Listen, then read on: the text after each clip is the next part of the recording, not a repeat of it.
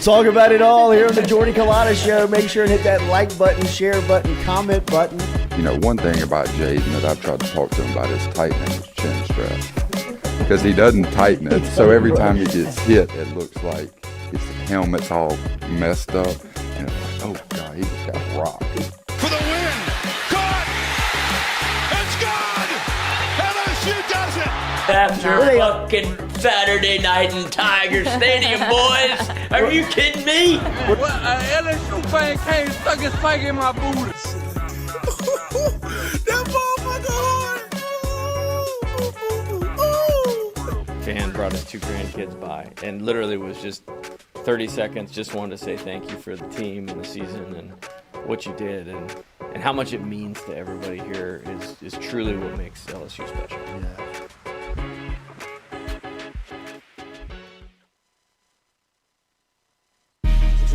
Coach Kelly, we're official. Finally, I'm get a telling chance to meet you. Thought I had to get a private audience with the Pope. It's Jordy. Monday through Friday from 7 to 9. Yeah, you see the notification. We about to go live. We got all your favorite guests. We got them in line. It's the Jordy Culotta Show. Come have a good time. Tearing up, answering the question. I thought, my God, if she gets offered this job, she's going to take it. It's just a crazy, fun time at LSU right now. Isn't this what everybody loves? From the boot to the east to the west coast. No matter where we at, open up the phone lines. Come and join the show. Make sure you tell your friends about Jordy Culotta Show. Yeah. Let's go! Let's go! All right. Big start. Big day. Nice start. It's the Jordy Culotta Show. Come have a good time. Coach, it's great to meet you. Thanks, sir. Thank you for the time.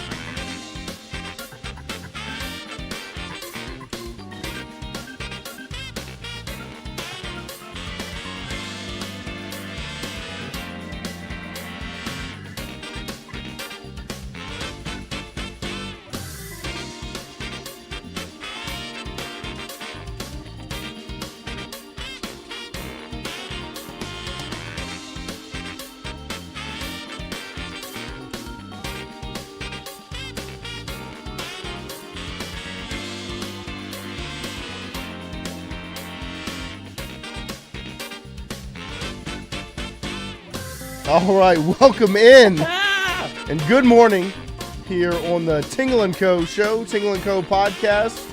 Still working through all of that. Lloyd just burnt a hole in his chair over there. That's right. Right before we're about to get started. Literally. Like, I had to test the smoke alarm. he goes, all right, y'all ready? I mean, you ready? I was like, yep. And then what just happened?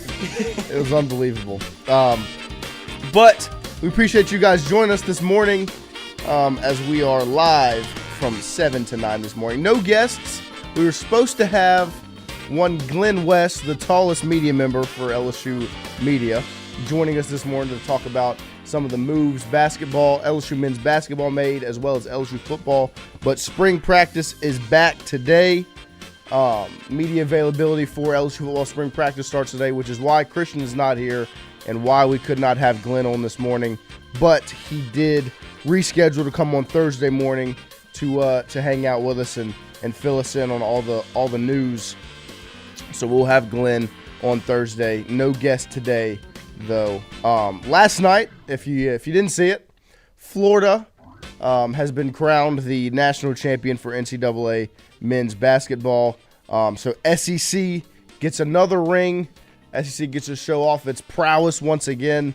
And what was an excellent basketball game. Lloyd, that was you said that was the first non-LSU game you watched from start to finish? Yeah, it was, and it was as entertaining as you could ask for. It was getting billed as like one of the best matchups in the Final Four. Obviously, you saw the Houston-Duke game where it was pretty much as, one of the most, how would you phrase that, comeback? Yeah, it was a comeback.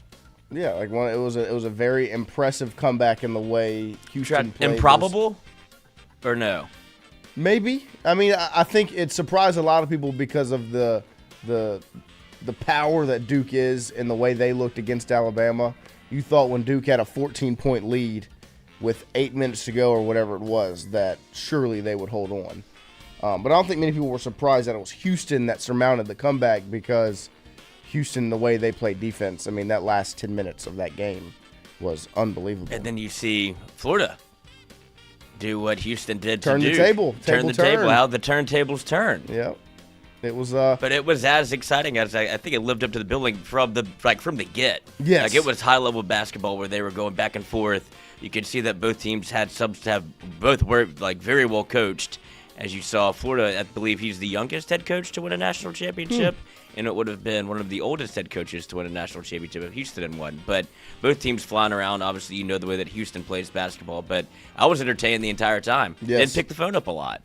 Yeah, no, it was entertaining from start to finish. I think like when you sit back and watch that game, that's the great thing about college sports, especially when it gets to this point in the national championship, when it's two high-level teams like that, where the desire is unmatched, like from both sides. There was a beyond impressive will to win and desire to win on both ends of the floor by both of those teams.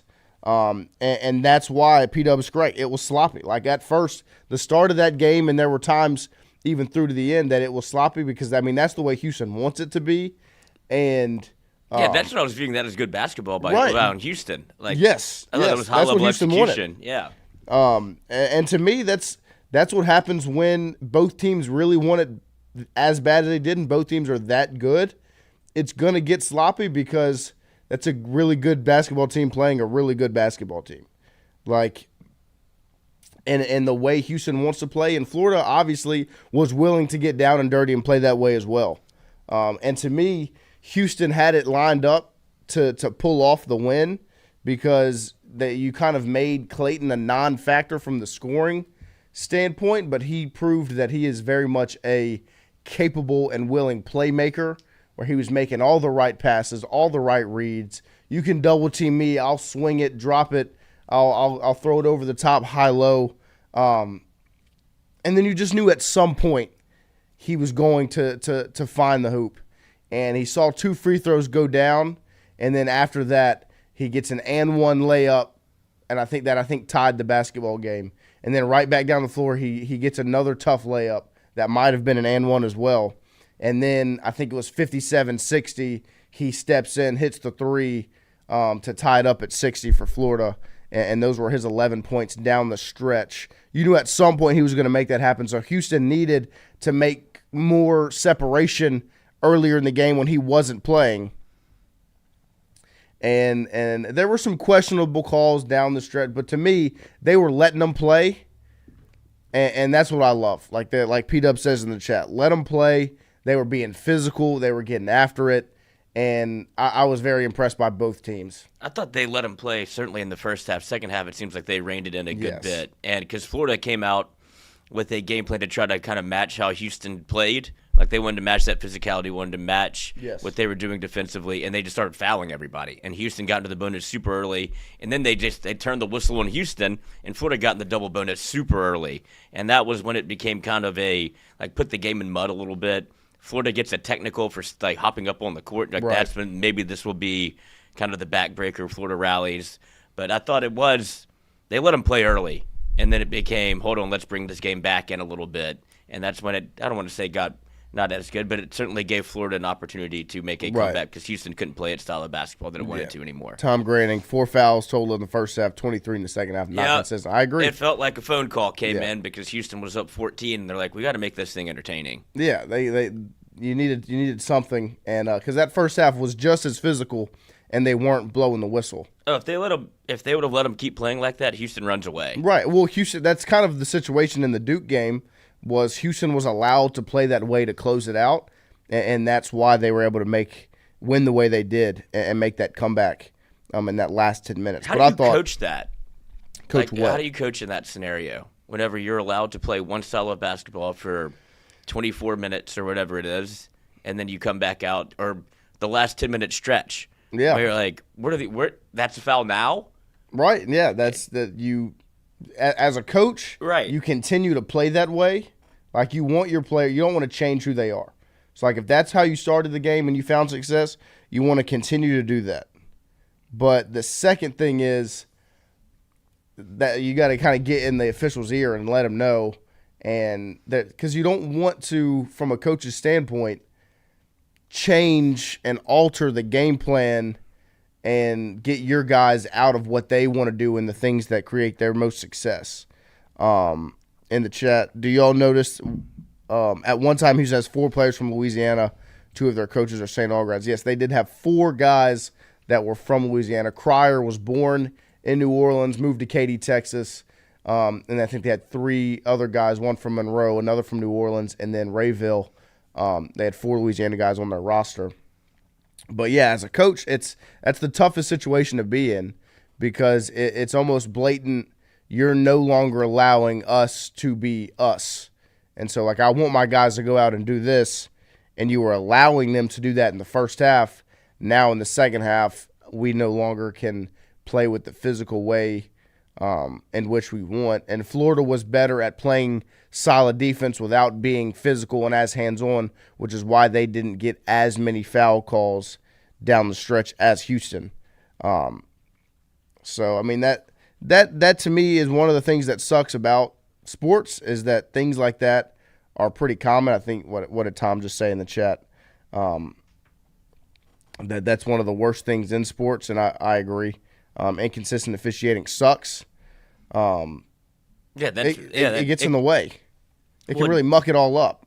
Well, yeah, that's what I'll respond with. It doesn't matter if it's an umpire, an official, or a referee. Like, it always seems to happen, especially in the bigger games whenever it's you really only have the one thing on TV where everybody is honed in and focused on it. And when you see it, like you see a little bit of the shift from how the game was going to how it's now being called, it just feels a little oogie when you're like, do it the same way the entire time. I don't like whenever it gets flipped in the middle of a game or the middle of. You see umpires do this all the time. Whenever they squeeze the zone, they're not calling anything when it comes to the 3rd, 4th, 5th inning, and they're like, okay, now that's a strike. Right. And you can't play the same way. So it's something that in sports, certainly in college, that is an epidemic and a problem. But with all that said, it did set up for a hell of a second half and a good basketball game the last 30 seconds. Yeah, I mean, that's what, if the phone call did come in, it was successful in creating what it wanted to create. I mean, Florida found their way back into that game, and you got, a high-level last 3 minutes where both teams were in it, both teams wanted it, both teams were getting after it, and it was an impressive closeout to that game besides the final play for Houston, which is just a heartbreaker. What do you think Emmanuel Sharp's doing this morning? He definitely didn't sleep last night. Just a heartbreaking way to end it where he goes up to shoot the shot, sees the closeout coming, and decides to bounce the ball while he's in the air. And when that happens, he can't go back and grab it. And so, because it would be a travel. And so he's waiting, kind of trying to box out for one of his teammates to get it. And you saw one of the guys from Florida get on the ground, dive on it. Game over, time runs out. Just a tough way to end it if you're Houston, because obviously if you look back at, I think it was the Elite Eight for Houston, Kelvin Sampson drew up a beautiful inlines out of bounds play. So if you're Houston, you're trusting your your coach to draw something up, get something going. To me, I don't understand why they were running a play that was set it was like an elevator screen, where he's coming through the bottom between two screens, setting up for a three. You're down two, just get to the rim. Like, obviously they're trusting the offensive rebounders, get the shot up, see what they can do. But to me, in that situation, you just got to get something going at the basket. They settle for that shot. It doesn't end up going up.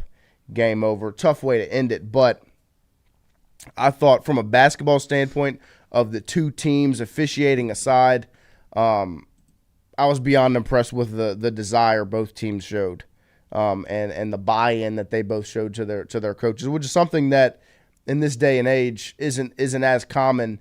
And I think if you went down the rosters for both of those teams, it was a lot of upperclassmen. And I think that is just, I haven't looked at their roster yet, but to me, that's what it seemed like in just the poise and the way that both teams played.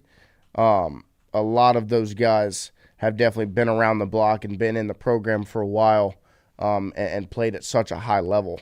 And it was good to see.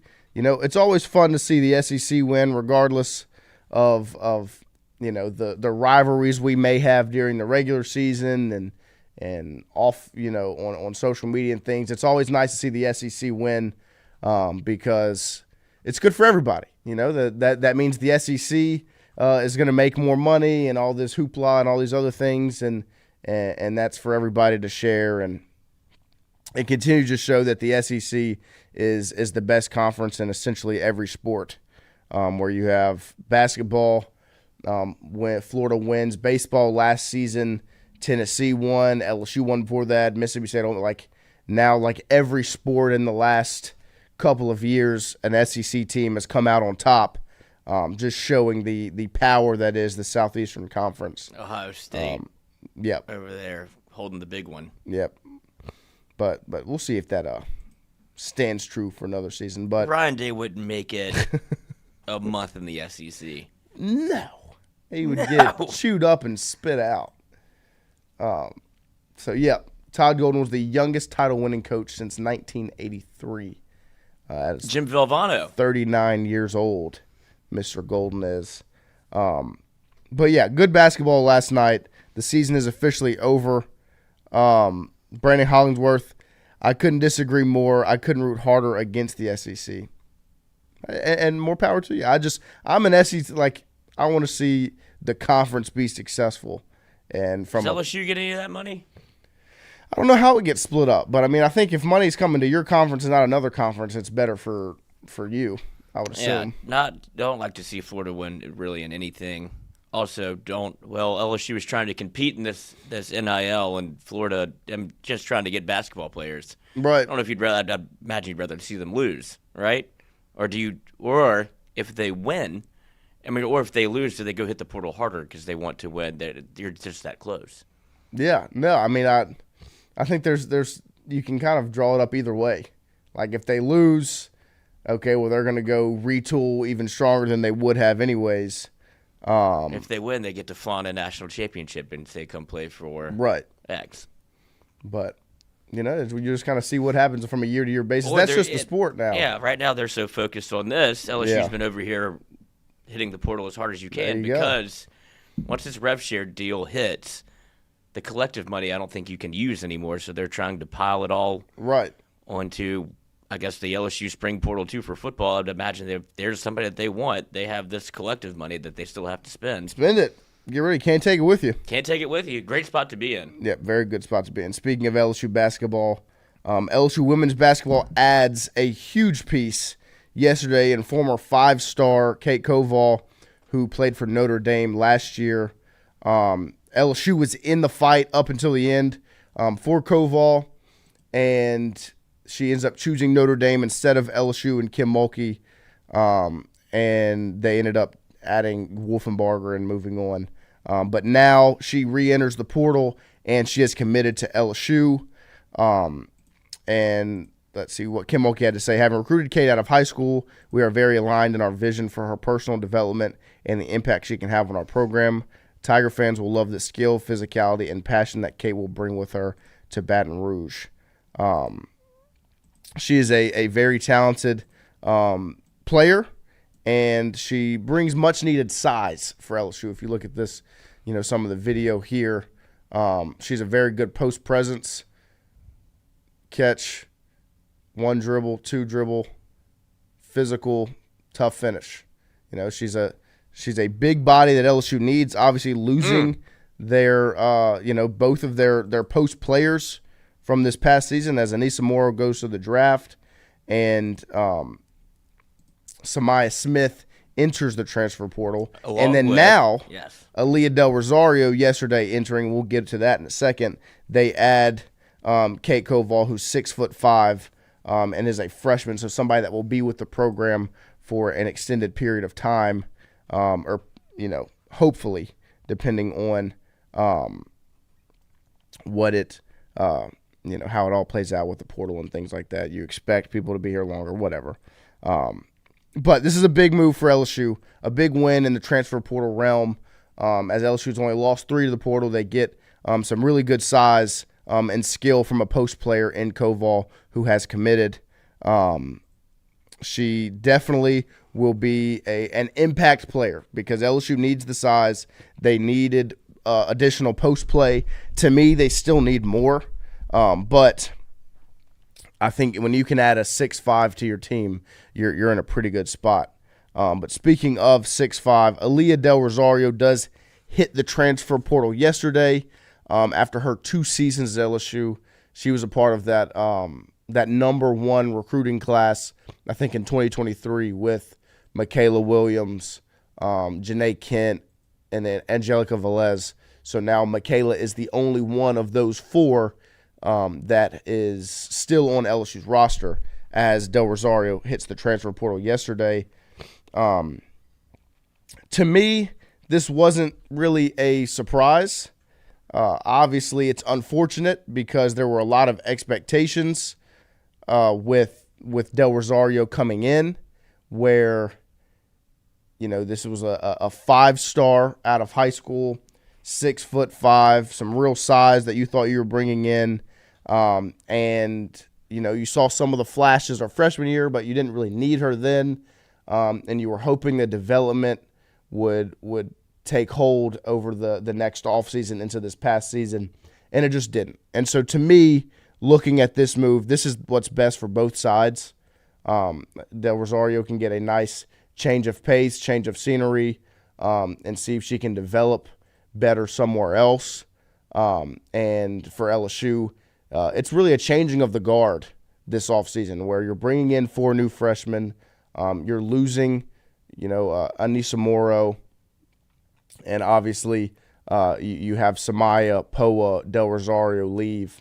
Returners from last year are Michaela, Flauget, Jersey, Jada, and KG is really all you have left from last season. You're bringing in the 4 freshmen. Now you add Koval, and obviously they're going to add more in the portal. I think it was just time for Del Rosario and for LSU to go their separate ways and see if they can both, carve out a path for success without being on the same side. So obviously, best of luck to Aaliyah in her basketball career, and I appreciate everything that she has done for LSU. I mean, she took a strong elbow to the temple for the Tigers against UCLA in that Elite 8 matchup to get, I think Lauren Betts her second foul early in that game.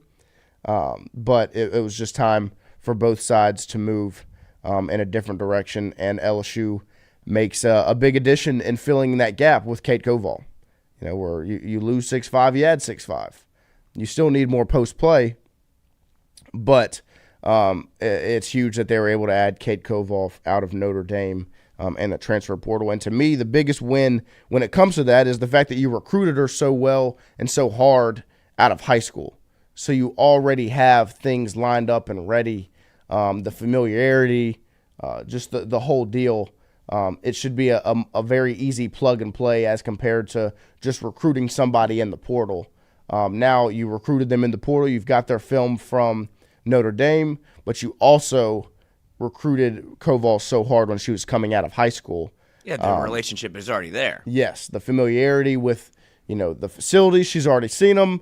She knows the coaches well, has a relationship with them. And from a coaching standpoint, you already know who she is as a player, essentially, and where you can plug and play her and kind of build that team. I don't know what's in the water at Notre Dame. You lose Olivia Miles, Kate Koval, and then they had a sophomore guard, Emma Risch, and Kylie Watson, a graduated senior center, also hit the portal. So that's 1, 2, 3, 4 hit the portal after, I would say, an extremely successful season. Yes. I mean, they obviously didn't make it as far as they wanted, but a very successful season for the Irish. And that's the funny thing about, the coverage of the sport is LSU loses Samaya to the portal and Poa and Del Rosario. And to me, Samaya was the only surprise. Mm-hmm. Like, I wasn't surprised when Poa hit the portal because you're bringing in these 4 freshmen, 3 of them being guards. You have Jada Richard already on the roster.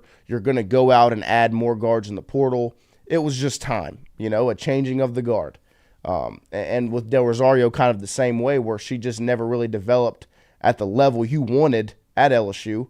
Because I think in the world that we all want to live in, Del Rosario's an impact player for LSU last season, correct? Like, in your perfect world, she comes into LSU, develops for a year while you have Angel Reese, and then she takes a step forward from freshman to sophomore season and is an impact player for LSU. Oh, absolutely. And, I think that was still on the potential was there, right? Yes. Like, you could see, the framework, the tools. body, the recruit, all of it made sense for her to be able to kind of be, that big that you need, because you needed her. Yes. You needed, that post presence. You needed that, that exact player, and it never came to fruition. And so that's what you have to kind of go to the portal. Even though it's there's 2 ways to spin it, right? If you're LSU, it's look, we replaced a 5-star with another 5-star. And you've seen kind of what Kate Koval can do, and you could hopefully that it becomes something that includes something that you need, but something that can be a better version of what you just had. If you're recruiting against LSU, why can't you develop a 5-star? Right. Yeah. I mean, there's 2 ways to look at it, and I think that now's the time to make the change, and it's best for both sides. But where do you think Samaya Smith ends up? TCU. As about they're making a lot of plays. And to me, that's closer to home. That's, I think maybe a 30-minute drive from where she's from in Texas. And they're making moves. They were successful in women's basketball this past season, where they make their first Elite Eight and rode the talent of Haley Van Lith there. And now, she's obviously leaving, graduating. They just added Olivia Miles today, as she just committed to TCU. The former Notre Dame standout was projected to be the number 2 pick in the WNBA draft. So obviously they're making some money moves, and if for Samaya this is just me, this is not any inside information. If that was the reason why she was entering the portal, was 1 for a bigger bag and 2 to be closer to home, to me, TCU makes all the sense in the world of, well, let me go play. So if I had to take a guess right now where Samaya's going to end up, it would be TCU over anything else. But, yeah, with Del Rosario, this was a big deal when you got her because you wanted to compete with South Carolina, because they always have a big body that's talented. When you go from Asia Wilson to Aaliyah Boston to Camila Cardoso to Edwards, who they have now, they always have a strong post presence, or a Lauren Betts at UCLA, a Sarah Strong at UConn. You want a big, strong post presence, and Del Rosario was, didn't really develop into that for LSU in her first 2 seasons. So now you go out and you get Koval to hopefully be that for you. But the point I was getting to was Notre Dame goes and loses half their roster to the portal, and I don't hear any knocks against Notre Dame's head coach, and they don't want to play for her, and what's the problem in South Bend, and this, that, and the other. But Samaya Smith enters the portal, and Poa and all that, and it's the players don't want to play for Kim Mulkey. They're leaving because they don't like Kim Mulkey. Kim Mulkey's pushing players, blah, blah, blah, pushing players away. It's funny how those narratives are built based upon the coach rather than what's actually happening because to me, you've had one player in the portal this window that was somewhat of a surprise. You know, that's how you gauge success in this new day and age. You are going to lose players to the portal. Like, it is going to happen. It's just that's the world that we all live in now. It comes down to, are you surprised by it or not? And I think Will Wade said that when we did the Will Wade podcast at one point. He was like, I gauge an offseason by how many guys in the portal that I wasn't expecting that to happen, or I didn't tell them to. And to me, right now, LSU had 3 players enter the portal. One was a surprise. Somewhat of a surprise. To me, I don't even know if it was a surprise to the coaching staff. That's a surprise to us. Right. You don't know how they felt about it or if they've had that conversation because right now they are having their quote-unquote like exit meetings with the team to see where everybody is. Like, this is what you have to do now in the transfer portal era. You don't not talk to them. So you have meetings of, hey, this is what we think. This is where we think you fit. What are you thinking and what do you want to do? And that's how you keep it amicable. But, yeah, you're right. If Olivia Miles was at LSU and the supposed number 2 overall pick and she transferred out of LSU, you don't think that this would be a Kim Mulkey issue? Oh, 100%.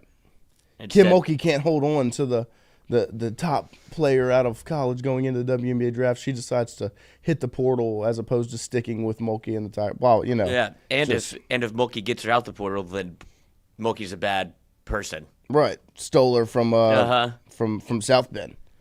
But all in all, yesterday was a good day for LSU women's basketball with the signing of Kate Koval, who will instantly bring some post-play, post-presence, and some size to the Tigers, as I expect them to still go out and get another post player, at least one, a point guard. To me, from a wing standpoint, they don't really need another wing where you have Flau'jae, Michaela, and KG right now. Those are 3 pretty solid wing players. And then when you're bringing in the 4 freshmen that they are, that gives you some depth there. I would say they still need to go out and get a veteran point guard to come in and play. You have Jada Richard on the roster, and I expect her development to be massive for LSU from this season from freshman to sophomore year. And then from a post standpoint, you have Koval and Jersey. I think you need to go add 2 more, kind of physical post presences.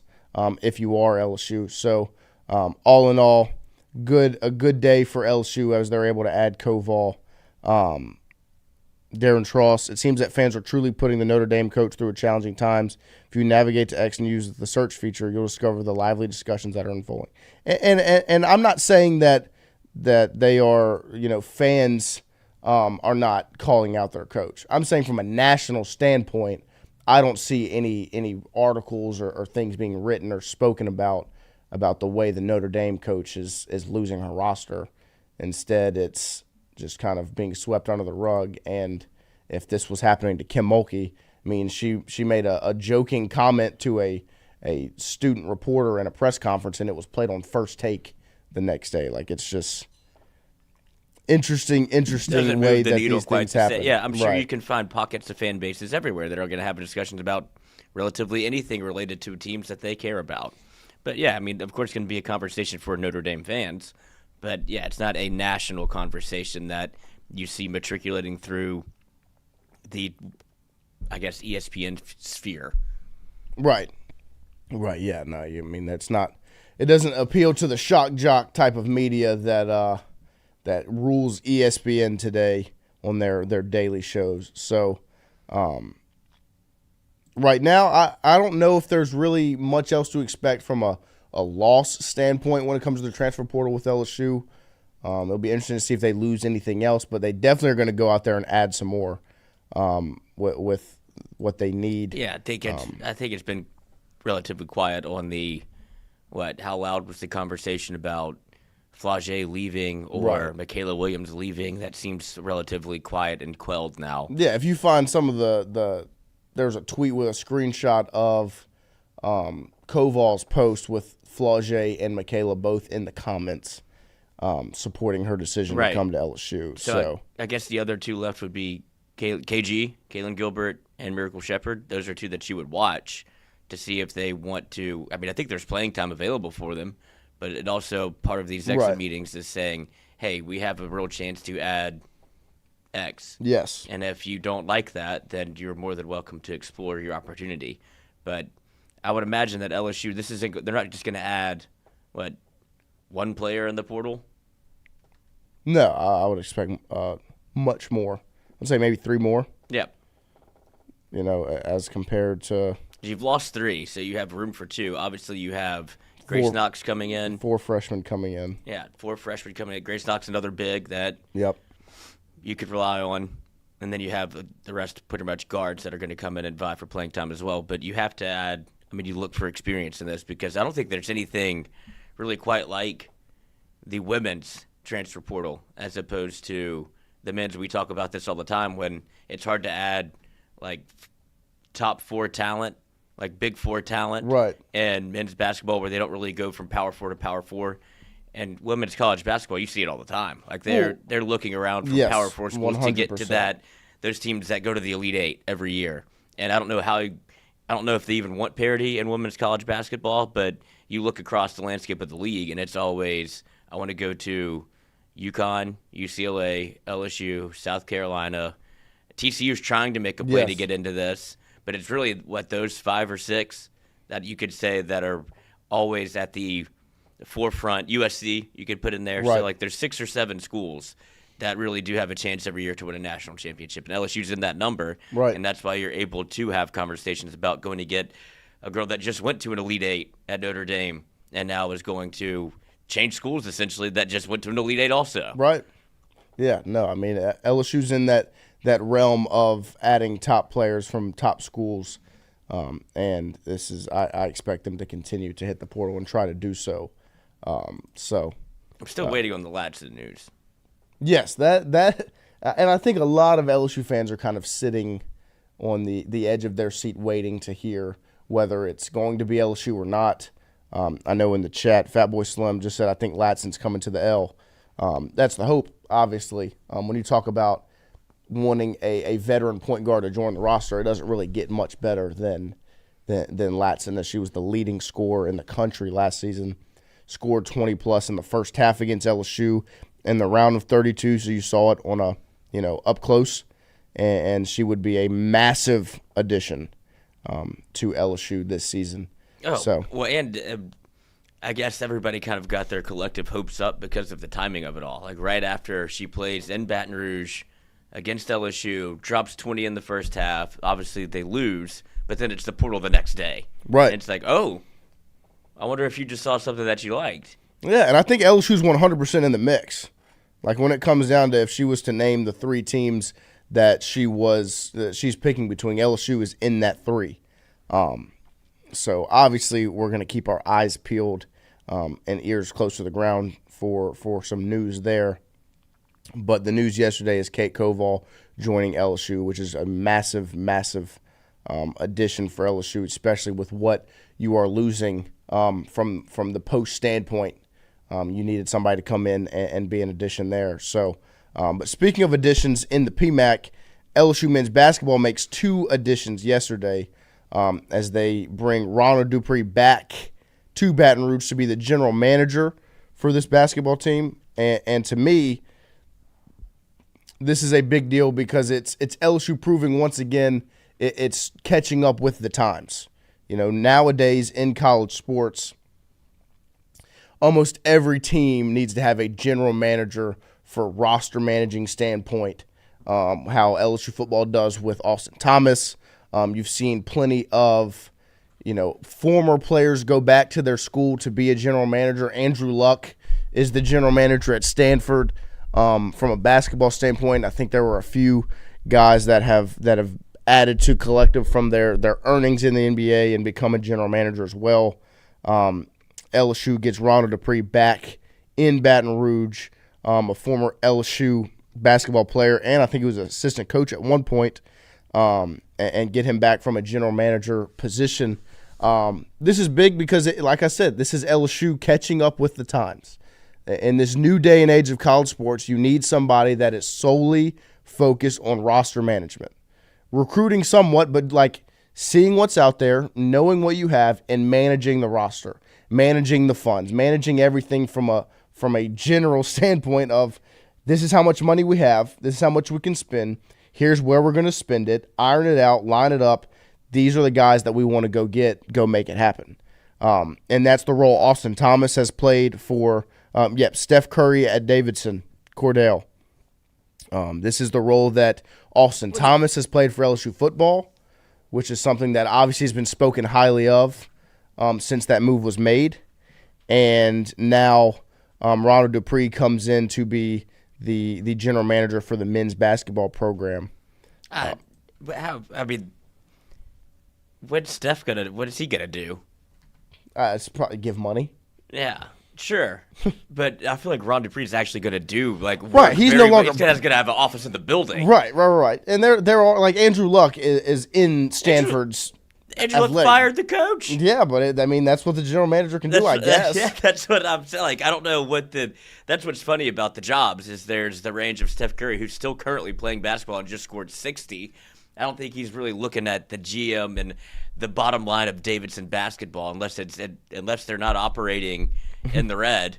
Then I'm sure he'll be like, all right, I'll just give you money. But I don't think he's looking around the transfer portal and going, we should get this guy. We need to cut this guy. And then there's the other side of it of Andrew Luck, who comes in. First thing he does is pins a letter on Twitter and fires the head coach and hires Frank Wright. Right. Like, come on, bring my guy in. That would be. Oh, the St. Bonaventure. Woj is their general manager. Yes, that was the first one, and he's auctioning off all of his stuff to try to raise money for NIL money. You can have my phone that I tweeted out, Kevin Durant to the Warriors for $4 million that I give to the Bonnies. He's got a whole website where you can get kind of whatever you. Yeah. He's got like all of the generational phones that he did all of these things on, but I don't think that like Ronald Dupree. I guess could he come in and be like, I'm firing Matt McMahon? I mean, I don't know if that's part of his. I don't think it was part of Andrew Luck's job either. I think maybe more so there than here. To me, I don't think that's part of it. But plus, on top of that, even if it was in his power, that move's not going to be made. Right. I just think it's funny that I don't know how much power he has, but I do know what he did at the Bucks and how long he was in that front office, and he was the director of global scouting. Right. And since he's been there, the Bucks got really good. And so I like the idea of him coming to work for LSU and do the same thing. Right. Like, this isn't you're an alum, come work here, and it looks good for everybody. Like, this is a man that knows what he's doing in basketball, has worked in basketball, and is leaving a job that they probably wanted to keep him at to come and work as the GM for LSU basketball. I think it's a massive move in terms of not only where you're spending your money, but also how you're working to get better. Like, this shows that you give a shit. Yeah. Matt McMahon says, I'm thrilled to announce Ronald Dupree as the first general manager of the LSU basketball program. This is a special day as we welcome Ronald and his family home to LSU. As the college basketball landscape changes, it was important to add a star to our staff from the NBA's front office world. Ronald's experience in roster construction, player evaluation, player development, and much more will add great value to our players, future recruits, staff, and our program. 100%. Like, to me, those things right there, the first three, to me, especially the first two, I'll even just stick with those two of roster construction and player evaluation. Having somebody that's done it at the highest level and has also played at the highest level come in and be able to focus on those two things while you coach and you recruit, but that guy is solely focused on doing that, is massive for LSU. Where you have a professional scout come in and now scout and construct your roster from a day-to-day, year-to-year basis. A big-time addition for LSU men's basketball. They are catching up with the times as they've added NIL money, started recruiting harder in the portal, and now have added a general manager. And so they also make an addition yesterday with Yasir Rosemond as an assistant coach, who was formerly the associate head coach at Indiana and has been a part of that Indiana staff for the past 4 seasons. He will now be an assistant for LSU. He's got 20 years of college of experience as a collegiate coach.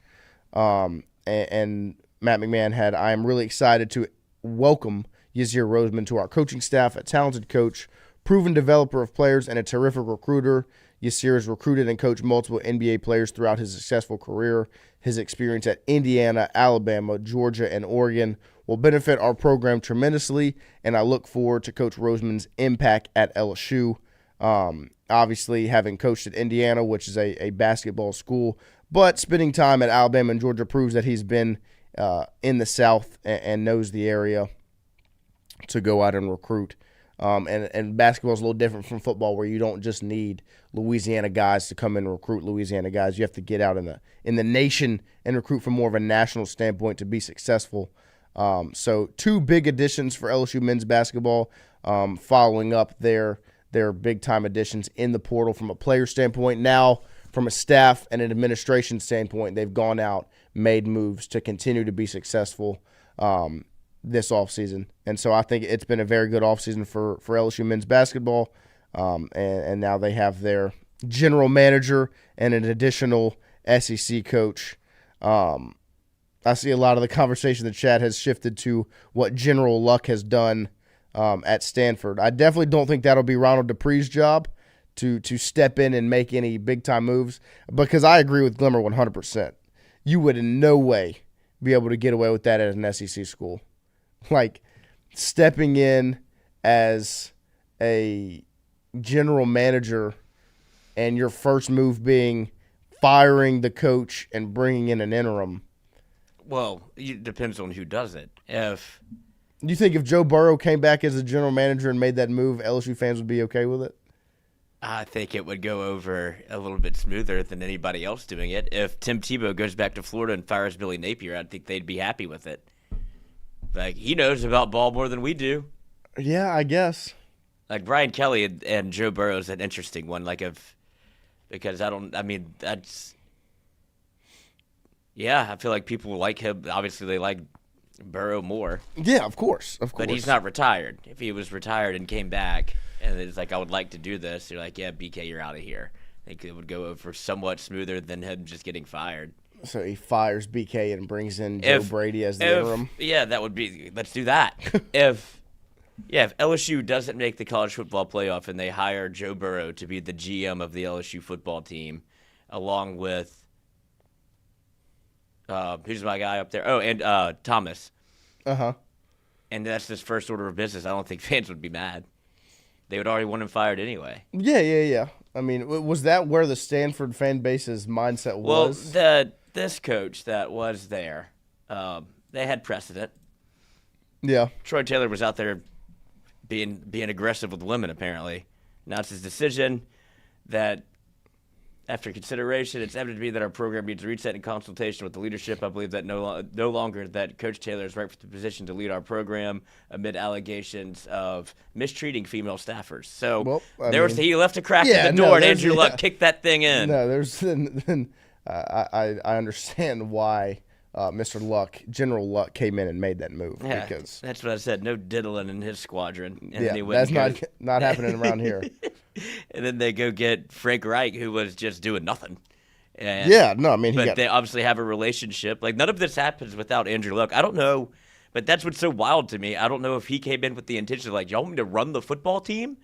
Or just kind of, like, help y'all make day-to-day or he comes in and hears about the allegations. He's like, why is this guy still here? Yeah, let's do this now. Let's make it happen. Yeah. Get it out the way. So, and I think I forgot who said it in the chat, but they're like, that's why they brought him in to do this as his first move. I don't know if that's how Andrew Luck operates. Like, he's very much been somebody that has been – he retired or he got his retirement leaked while he was still playing. Yeah. He was like – it was a preseason game where he was still in the field playing, and his retirement gets leaked, and then he goes away until now. Nobody's seen him. Yeah, until he fired Stanford's head coach. Right. He just pops back up. So I don't think he was trying to make this type of impact this quickly, like announce himself back on the scene. I think he might have noticed that some of those heads, like, is nobody going to do anything? Yeah. Like, this is what's going on at Stanford. Like, no, fire him. I can get Frank Reich here. And then he's the one that pins the letter. Like, not a press conference. It was like a social media post, Right. which is another wild thing. You would think it would be like the AD. Yeah, no, and now it's the GM. It's the GM. That's the new day and age. That's got to be awesome if you're the GM. Be like, I mean, if you're the AD, be like, buddy, that's off. Yeah, that's you. Blood's not on my hands anymore. You got to go out there Take a step back. Yep, go see the Wolves. It's not my problem to deal with anymore. But yeah, no, I mean, I guess if it's your former star quarterback coming back as a general manager, you kind of you're okay with whatever they do. But I guess it's also a bold decision from the quarterback standpoint of, like, imagine if the former star quarterback comes back as the GM and just makes terrible decision after terrible decision and, like, tarnishes their reputation, their legacy. Like, but Andrew Luck he has somewhat of, I guess, an ability to have a reputation in this realm of football because his father, Oliver Luck, started the World Football League. Like, he was over in NFL Europe. Like, he founded it. And so obviously knows how to run an organization. He was part of the College Football Playoff Committee. So they have their fingers in all of these little things. But Andrew Luck has never been involved. But his father has done a ton of stuff in terms of whether it be like managing or creating leagues for football. So this is obviously something that piqued Andrew Luck's interest. And now is able to, I thought Troy Taylor was younger. That's gross. Wait, how old is he? Oh. How old did you think he was? I mean, the name sounds young. The face The name sounds, Troy? Yeah, Troy Taylor sounds like somebody that's still in the game. This man needs to be out the game. Oh. This is just a picture I saw. Pull it up. I'm trying. Let's get a look at him. Pervert. Oh, gosh. He's too old. Yeah, I mean, if my coach is having to put like the glasses on the nose and squinting over the top of them at the scoreboard, and he's diddling kids, and he's diddling around, then we need to. Maybe it was definitely the right decision to cut ties. Yeah. So. That's I mean, good move by General Luck, getting Stanford out of that, because what a mess that was. I just assumed he was 40s. Yeah, I guess Troy does seem like a younger name. Well, and just the accusations. I mean, so like the game had passed him by. That's probably why there's accusations, because the game has passed him by. Mm-hmm. But don't forget code TIGERS, TIGERS, to get 20% off with Roback.com. Don't let the game pass you by. RHOBACK, Roback.com for 20% off with code TIGERS. Our winner of the men's bracket challenge is one Clark JC bracket. So if that is you, please DM us on Instagram or Twitter so we can get you this nice little shirt here from Roback. Little Sailor Mike, the Louisiana State on there as well. That is yours. You have won it, Mr. Clark JC bracket. So get on up in our DMs on Instagram or Twitter, so we can get that shirt to you, as you have rightfully earned it, as you chose Florida as your national champion. How many people do you think? Chose Florida? Yeah. Is that I a can try to pull it up consensus now. pick? No, not. I mean, they're a 1 seed. I feel like a lot of people went Auburn or Alabama or Duke. Yep, I think that was the majority of. Now, my younger brother Max was all in on Florida. He said, I was just picking them because if they won the SEC, they should win everything. And I was like, that's good logic. Fair enough, Max. Yeah, Hunter Hall did the same thing. He said, a while ago. But yeah, we had 58 teams in the bracket challenge, and we had a good number of Floridas. So that's the top 10, 11, 12, 13, 14, 15, 16. Let's see. Yeah, 16 of the 58 were Florida. Florida picks. Hunter Hall he said, on March 5th, he said, get your Florida futures in now. And he just replied to it last night. He's Shout like, out. somebody did. There you Good go. for him. Get you a dub. There you go, buddy. But we are creeping up here on hour number 2, so we're going to take a quick break, let these commercials run, and we'll be right back after this.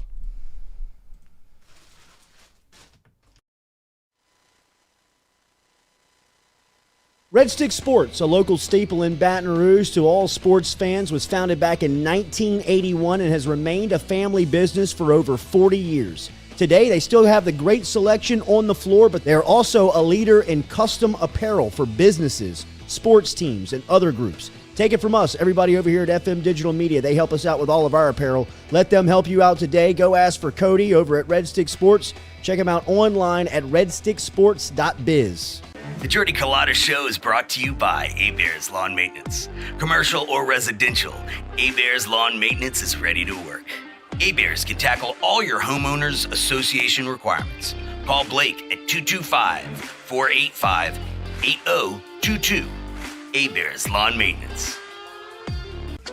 Are you looking for sound financial advice? Then get in touch with Daniel Newman of Edward Jones. You can call him today at 225-261-8262 or email him daniel.newman@edwardjones.com. If you're planning for retirement, saving for college for children or grandchildren, or just looking for sound investment opportunities, get in touch with Daniel today, 225-261-8262, located on Magnolia Square Drive in Central. Daniel Newman of Edward Jones. Well, the Oscar Andrews Sports Medicine Institute collaborative effort was an idea from Dr. Andrews and myself to bring together two great names, the Andrews name and the Ochsner name, to elevate the quality of care for athletes in the state of Louisiana, where he's from. I always thought I would come back to Louisiana and practice orthopedics with my subspecialty being sports medicine. This was an opportunity through Ochsner's to come back and work the entire state to help develop and take sports medicine to a new level. As an orthopedic surgeon, what this means in the future in terms of, access for our community to the type of care that Dr. Andrews pioneered, words can't describe how valuable that is.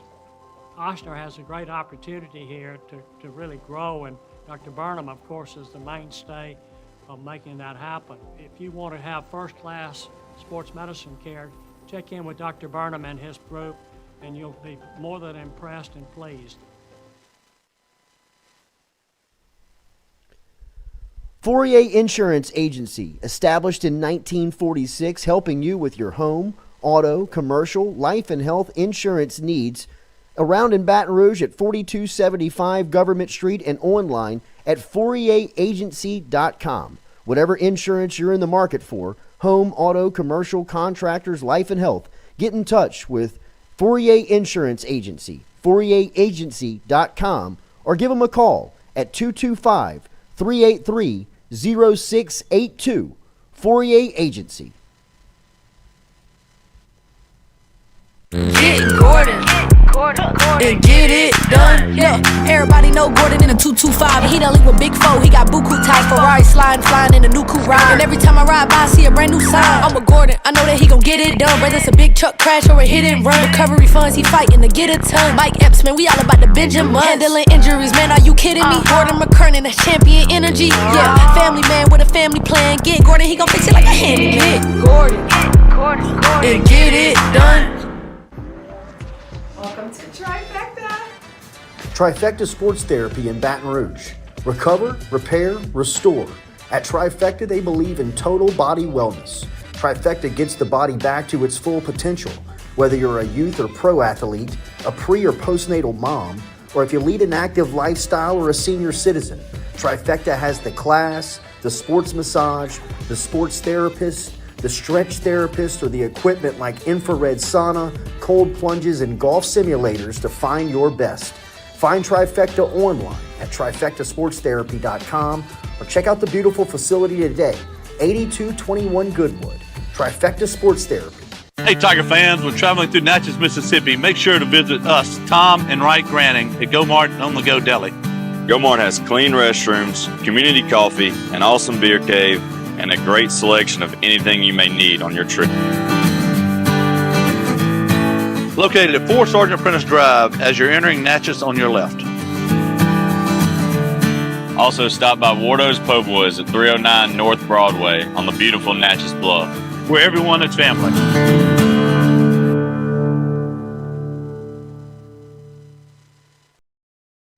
Got chores that need some extra muscle, but a large piece of equipment is overkill? That's what John Deere compact utility tractors were made for. Powerful enough for the work you need to do. Compact enough for how you need to do it. Find the equipment that's right for you at Sunshine Quality Solutions. Check out our current promotions and learn more about what it means to be powered by sunshine at sunequip.com. I am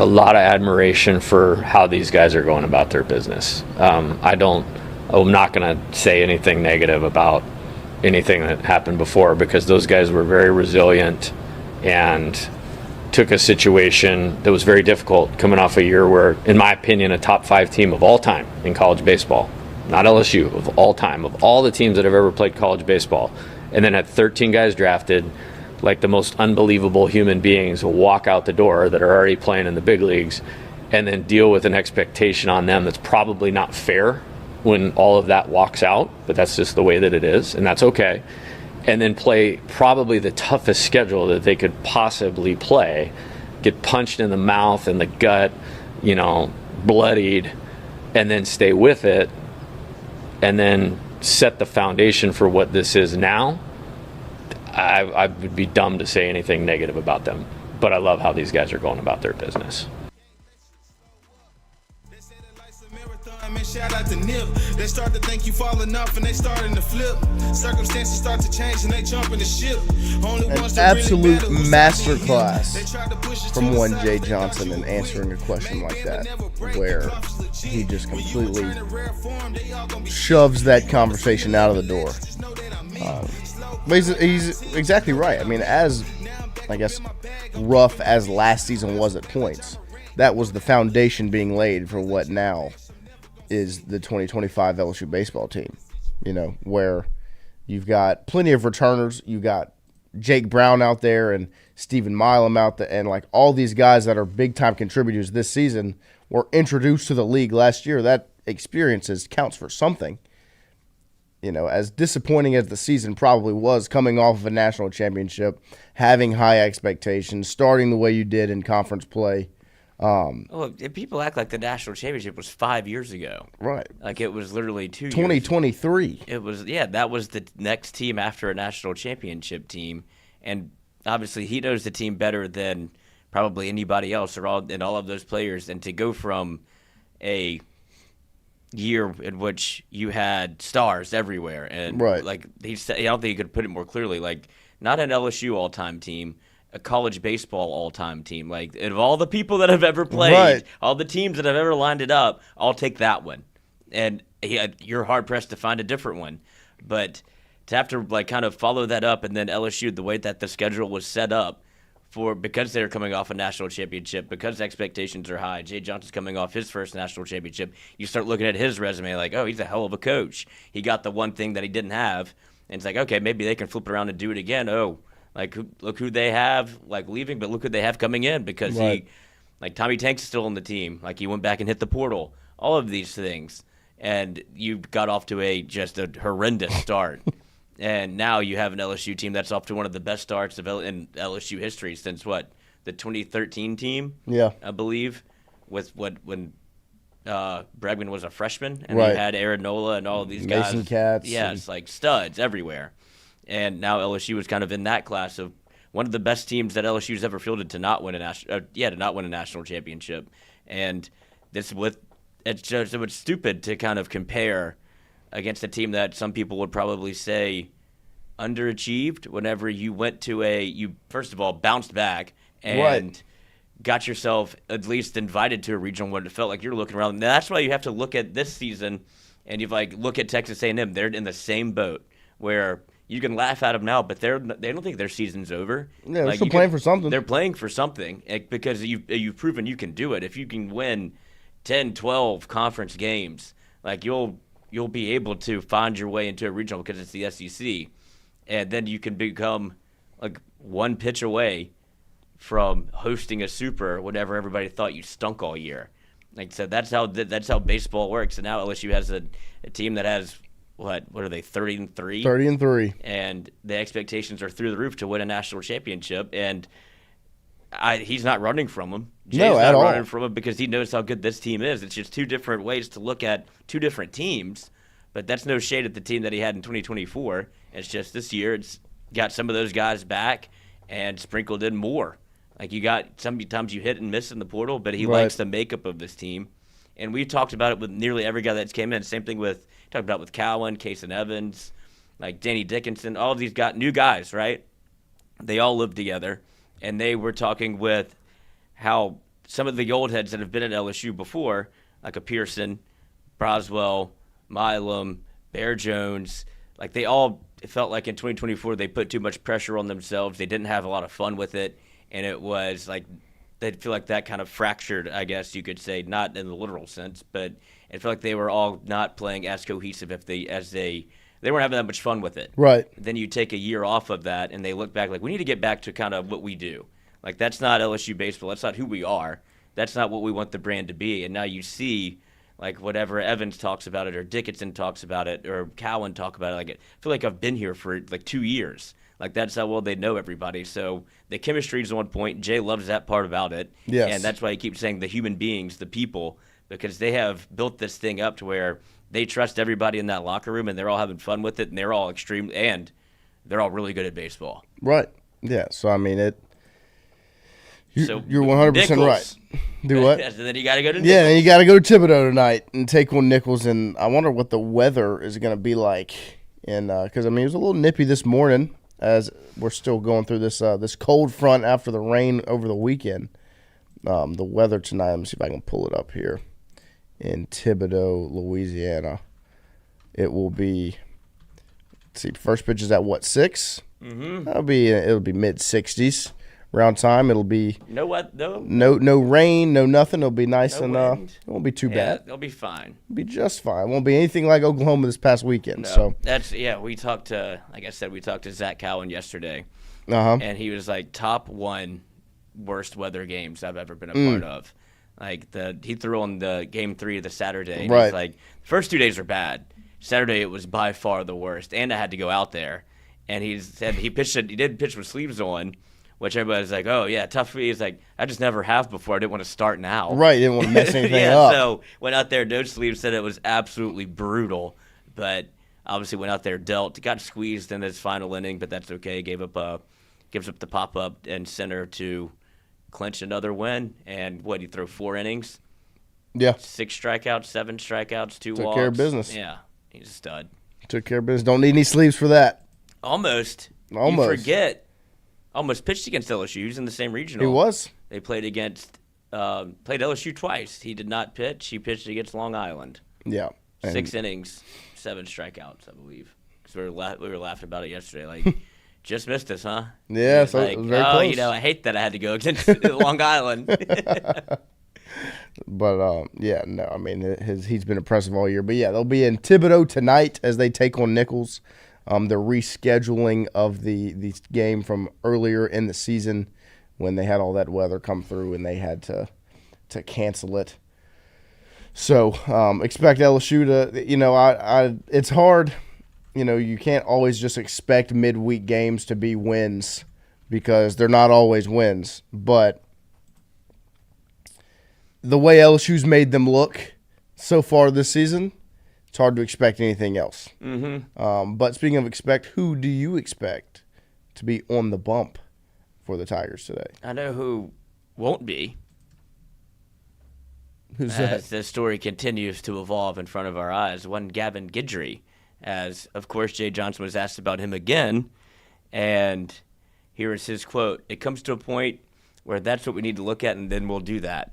Because John said, it says, asked if there was a chance Guidry could sit out and preserve his red shirt this season, Johnson didn't rule it out. If it comes to a point where that's what we need to look at, then we'll do that, Johnson said. And there's a balance of doing right by the player and doing what's best for the program. Guidry has not pitched in a game this season after suffering a back injury after LSU's 4th game. Johnson said last week that the goal for Guidry was to return for this weekend series against Auburn. There's benchmarks every day, Johnson says, and he has to hit the benchmarks to go to the next step. And that's been a little bit of why it's, hey, maybe it's been here and maybe it turns into this. I'm not going to put him in a position where we go out one time and go backwards, especially now, not at this point in the season. So the curious case of Gavin Guidry continues to roll on. And I don't know. We've seen similar situations with Jay and how he handles injury. You saw it with Brady Neal where it was day-to-day, sit him. And you've seen it with some pitchers, whether it was like, who was it last year, Cade Woods, and obviously Chase Shores, where it was there's benchmarks because you see them doesn't mean that they're going to play. Right. Like you saw Chase Shores throwing last year. You saw Cade Woods throw last year. He threw 1 inning. And you saw, like, Brady Neal every time he's still on the team. And you saw, like, that was where's Neal? Where's Neal? Where's Neal? Where are you going to play? It's like, he's day-to-day. I don't know. Right. If he comes in and says he feels great, then, hey, maybe we'll give him a go today. It's like the Mighty Ducks. If he comes in and he can turn the hockey stick, like, I don't know what happened. Like, great. But if that's not the case, we're not going to put him out there to put him out there.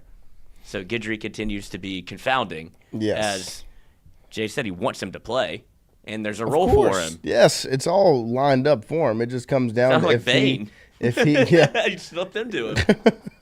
It just comes down to if he's ready to play or not. And so far, he has not been ready.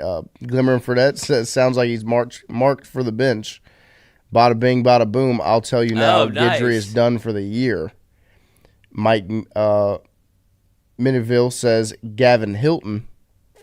So, nice. I get that one too. You know, seems like everybody's kind of out on that. And I'm still in the same mindset of day-to-day. I mean, it's day-to-day. You see him, you either see him or you won't. And I have no expectation to see Gavin Guidry until he's on the mound. That's just kind of the current situation. I expect Schmidt, Newt. Yeah, Newt hadn't thrown, so he's going to have to throw. Schmidt threw a little bit. I can't say. I have to keep saying I'll be surprised because I won't be surprised anymore if he throws. But maybe not 60 pitches. If he went out there for that long, I think he could do like an inning of work. Newt could probably give you an inning or two because that's somebody that you want to see on the weekend.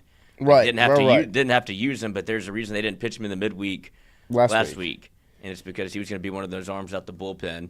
And so probably DJ Primo. Yep. You'll see Jacob Myers. Against his old stomping grounds. I would say Thibodeau, America. I would say a sense of comfortability, but he threw balls there too. So the man just likes to walk people. Come on. Give him a chance. Yeah. Get on base, buddy. Keep it interesting. Come on. But you'll see we played together. You can have first. You'll see the slew of them. I would imagine you'll see everybody. The old kitchen. I mean, they didn't get anybody work this weekend. Nobody got to pitch Thursday, Friday, Saturday. So everybody's going to get 1/3 tonight. Yeah. The entire bullpen gets 1/3 of an inning. Biggest, ask yourself today: are you going to get cloned, or are you going to do the cloning? That's right. Lord have mercy. Who knows? Are you going to clone today, or is the day going to clone you? Either way, as long as cloning happens.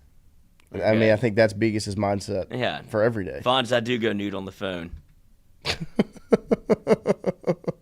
Yeah, no case. Lloyd's never has a case on his phone. I used to. Oh, the case it got worse for the wear, and like some of the tabs were broken off, and it was like sticking into my pocket, and like became more to deal with than just being nude. So I went nude. And fair enough. Only a little bit of damage. We've got this one little crack in the back.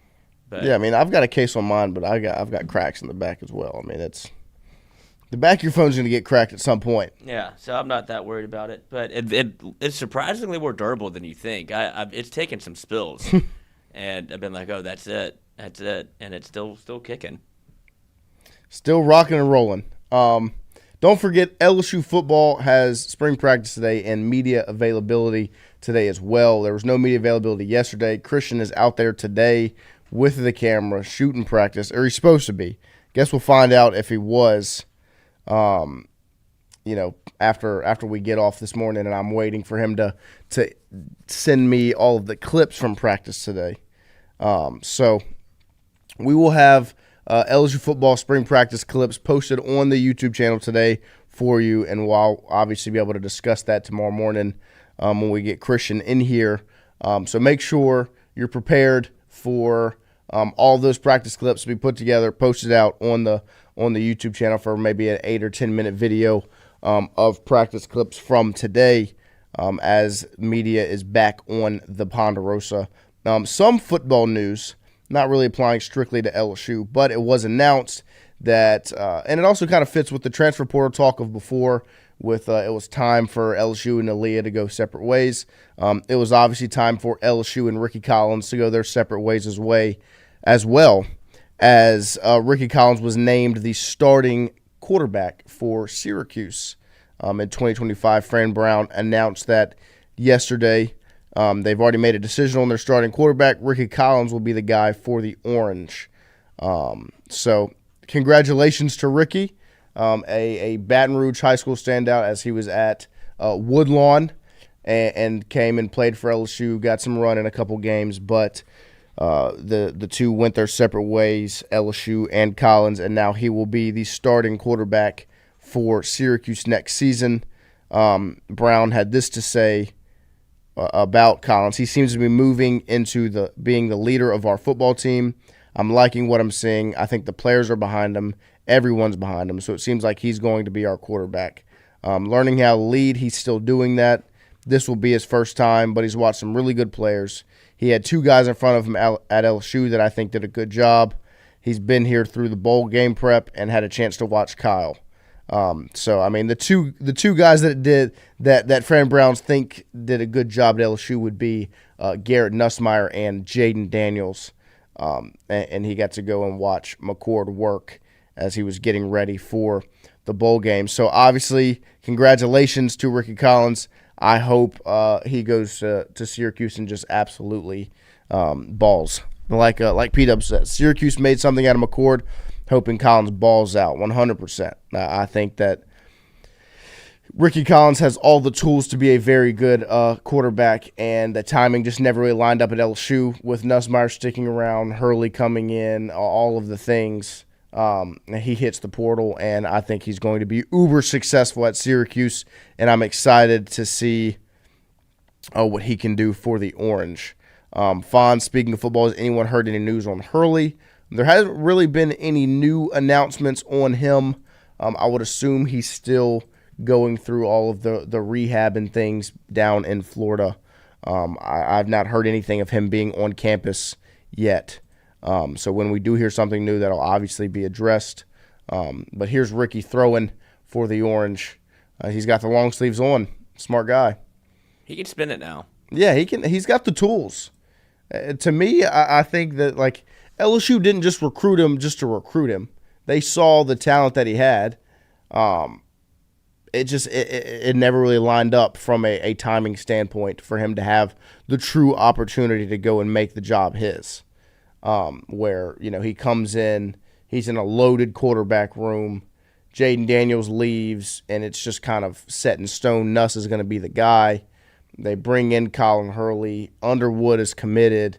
All of these things. Nussmeier decides he's going to come back, and it never really panned out from a timing standpoint. So now he's going to get to go. And like Lloyd said, I mean, he's got the tools, and I hope he balls out for Syracuse. He will be a redshirt sophomore. So he's got time ahead of him, and it'll be his first time starting, obviously. And but this is the good part of like the transfer portal and like NIL and all of these things where. I mean, he would be – obviously, you would love to see him still be at LSU, but he wants to play. Redshirt sophomore, he'd be going into his redshirt junior year without having taken a snap yet at LSU. And he would be like, well, go and do it. You've been here for 4 years. Right. And it's like, well, when you bring in Van Buren, and he would be like, well, now, going into your redshirt junior season. Right. Well, I'm just saying a world with, like, no transfer portal. Right. Like, if it was just kind of the way that it always was, and he'd be a redshirt junior without taking the snap, and then all of the expectations after Garrett Nussmeier did what he did. And you see the difference it makes versus being on the team versus playing for the team. Like, Nussmeier getting those snaps and being an actual starter, like, you could be here in practice, that does make a difference, but you'll see the difference between actually being the starter and what you saw in Nuss last year, and I'd imagine the leap he makes into this year. Like, you can already see on the practice field. Yes. I mean, comfortability is a huge deal. Yeah, it's different whenever you're taking snaps on the Ponderosa versus you're at Kyle Field in a primetime game and that place is rocking. Yeah, I'm sure he looks back like that. It's like, what was I doing? Like, he was seeing red. And he was maroon. Seeing white. Oh, do you see them introduce their new basketball coach? I did. Who was actually Trenton Watford's former high school coach. Oh. Hunter Hall shot me the DM when the announcement was first made. But he was at Samford, and they go and get him. And it was definitely their first pick. Yeah. After Chris Beard left them waiting at the altar. To stick with Ole Miss. But, yeah, it was definitely an interesting introduction. It's what they do every time. It's the worst, man. It's the worst. Like, I can't stand to watch it. I thought that this Aggie was AI, but he's there. This is real. Like what do they call him? The milkmen? The yell leaders? I thought that guy was not real, but he's real, and he's there. Yeah, he's real. This is so awful. You pulling it up? Yeah, y'all have to watch it if I had to. Yeah, fair enough.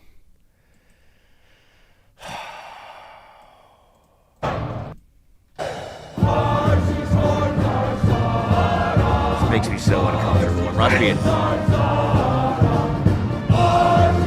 church is better than this.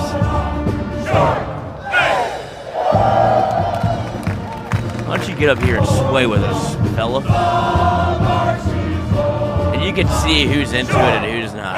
Here's this guy. Who's on the far right? Like, he loves it. Got the Blues fighting for his life. Hates it. Ugh. Sorry about that. It's just it really like makes really my skin it really crawl. hits you.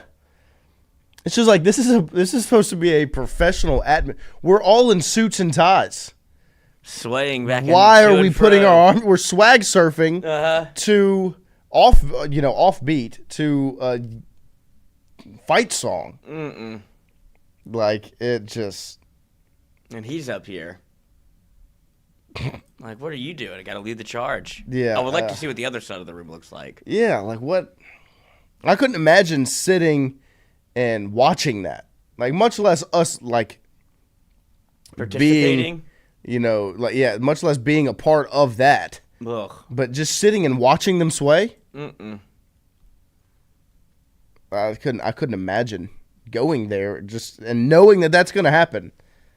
If that was my alma mater, I wouldn't tell anybody at all. I would. Shout out to Coach Caskey. Yeah, but I guess you probably know that it's embarrassing. Yeah. So they lean into it 10 times harder. They're like, no, it's actually cool. Like, no, it's actually not. Like, only you think that cool, because how? You have to. Like, even if you how can you look at that and think that's cool? At all? Yeah, biggest second to left wasn't hell. Yes. My knees can't handle this. I think second to left is the new coach. No, he's the skinny man, Buckyball. Oof. God, it's just, it really is hard to watch. But don't forget, LSU football practice today. We'll have those clips put out to you. Ricky Collins, starting quarterback for Syracuse. Christian is at practice. He just shot me a text. So he is there. So we will have the videos posted. Shout out to Christian for being on top of it. Steve, this is a lot. Do what? Steve, this is a lot. Yeah. No, I mean, it's. I see, Hunter, I don't think I would trade money to beat that. No, I'd rather be cool and myself, poor. Yeah. I'd rather be cool and poor. Yeah, than God. Than that and rich. Like, I wouldn't take that job because of that place. Like, they could offer all the money in the world. Be like, I can't be a part of this. It's crazy that's like That's got to be a factor in your thinking of, yes, do I take this job or not? Is like, do I want to be a part of that? Even though this paycheck is fat, yeah. Do I want to be there? And you have to go and like if they'll sniff you out too. If you're a fake Aggie. Oh yeah. They'll hate you. They'll get you out of town. Start throwing bricks through your windows.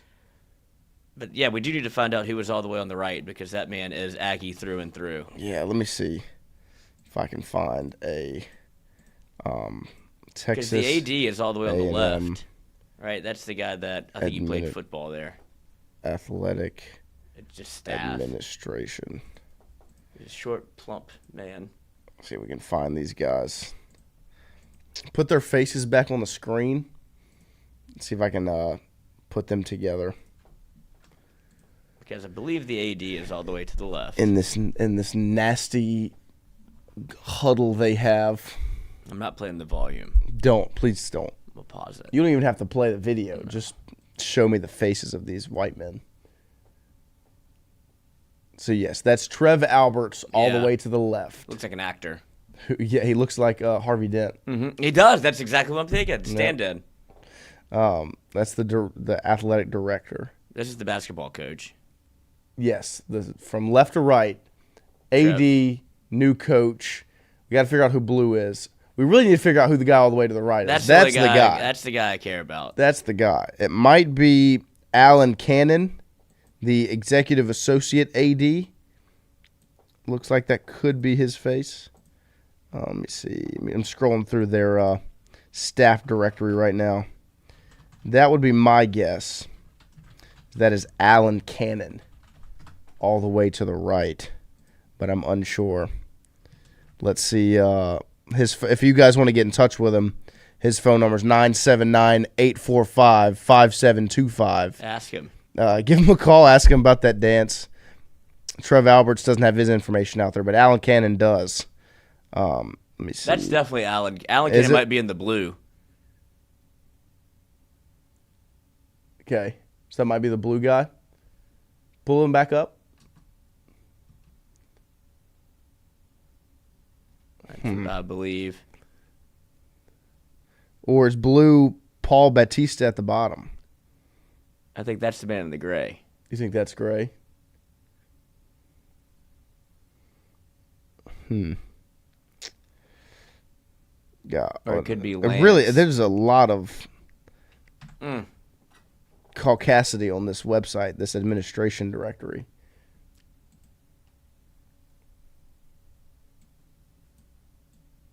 I mean, tough look. Yeah, tough look it's for the fellas. Blue got to take a dump. That guy on the right looks like Jimbo's brother. He's contemplating life every day.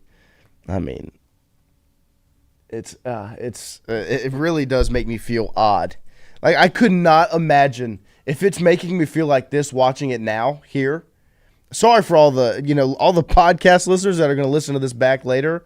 Lucky you guys that y'all don't have to watch this. If you do, you can go pull it up on Twitter. It's just the introductory press conference of the A&M basketball coach. The way I'm feeling watching it on the screen right now, I can't imagine how I would feel if I was in that room.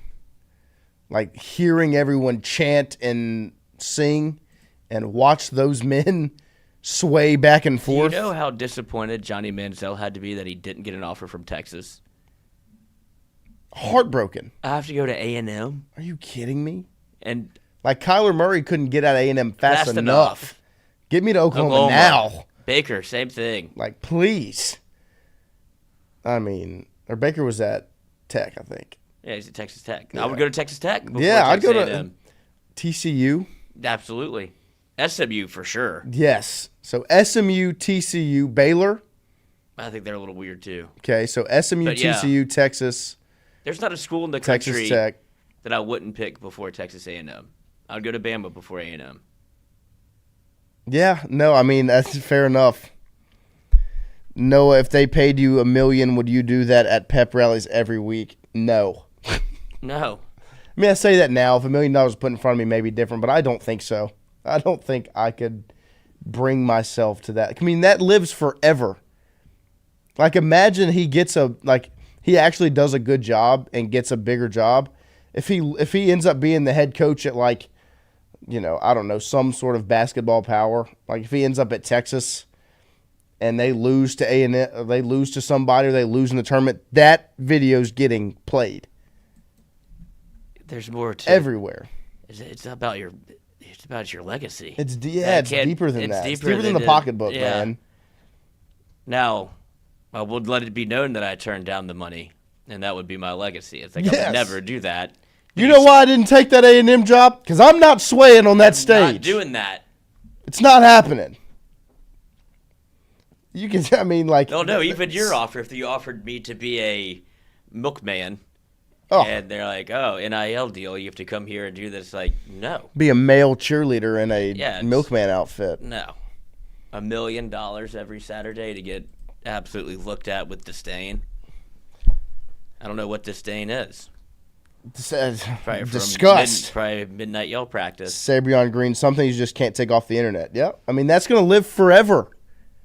Anytime you think of the Texas A&M basketball coach, or Trev Alberts, or Alan Cannon, and all of these guys that are dancing, the rest of the white people on their staff.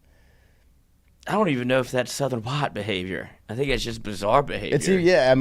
It's a different level, man. Because I'm around a lot of Southern whites in my time, and A&M's just different, man. Send Christian to a midnight yell next year, definitely. We definitely should. Chance of death. I took no as someone who liked to dance at parties and such, but boy, was I wrong. Why are we associating that with dancing at a party? Because that is, that's like pulling teeth, man. That's not dancing. That's not dancing at all. That's just, it's cringing is what it is. Hold on. Hunter Hall just sent me a video. Uh-oh. Texas A&M themselves put this out. Okay, awesome. Can't wait to watch it. Well, the tweet says, gas station, nah, that's our coach. Which I don't know if that's a compliment. Gas station, nah. That's our coach. So we'll find out here quickly. Yeah, I would love to see the context behind that.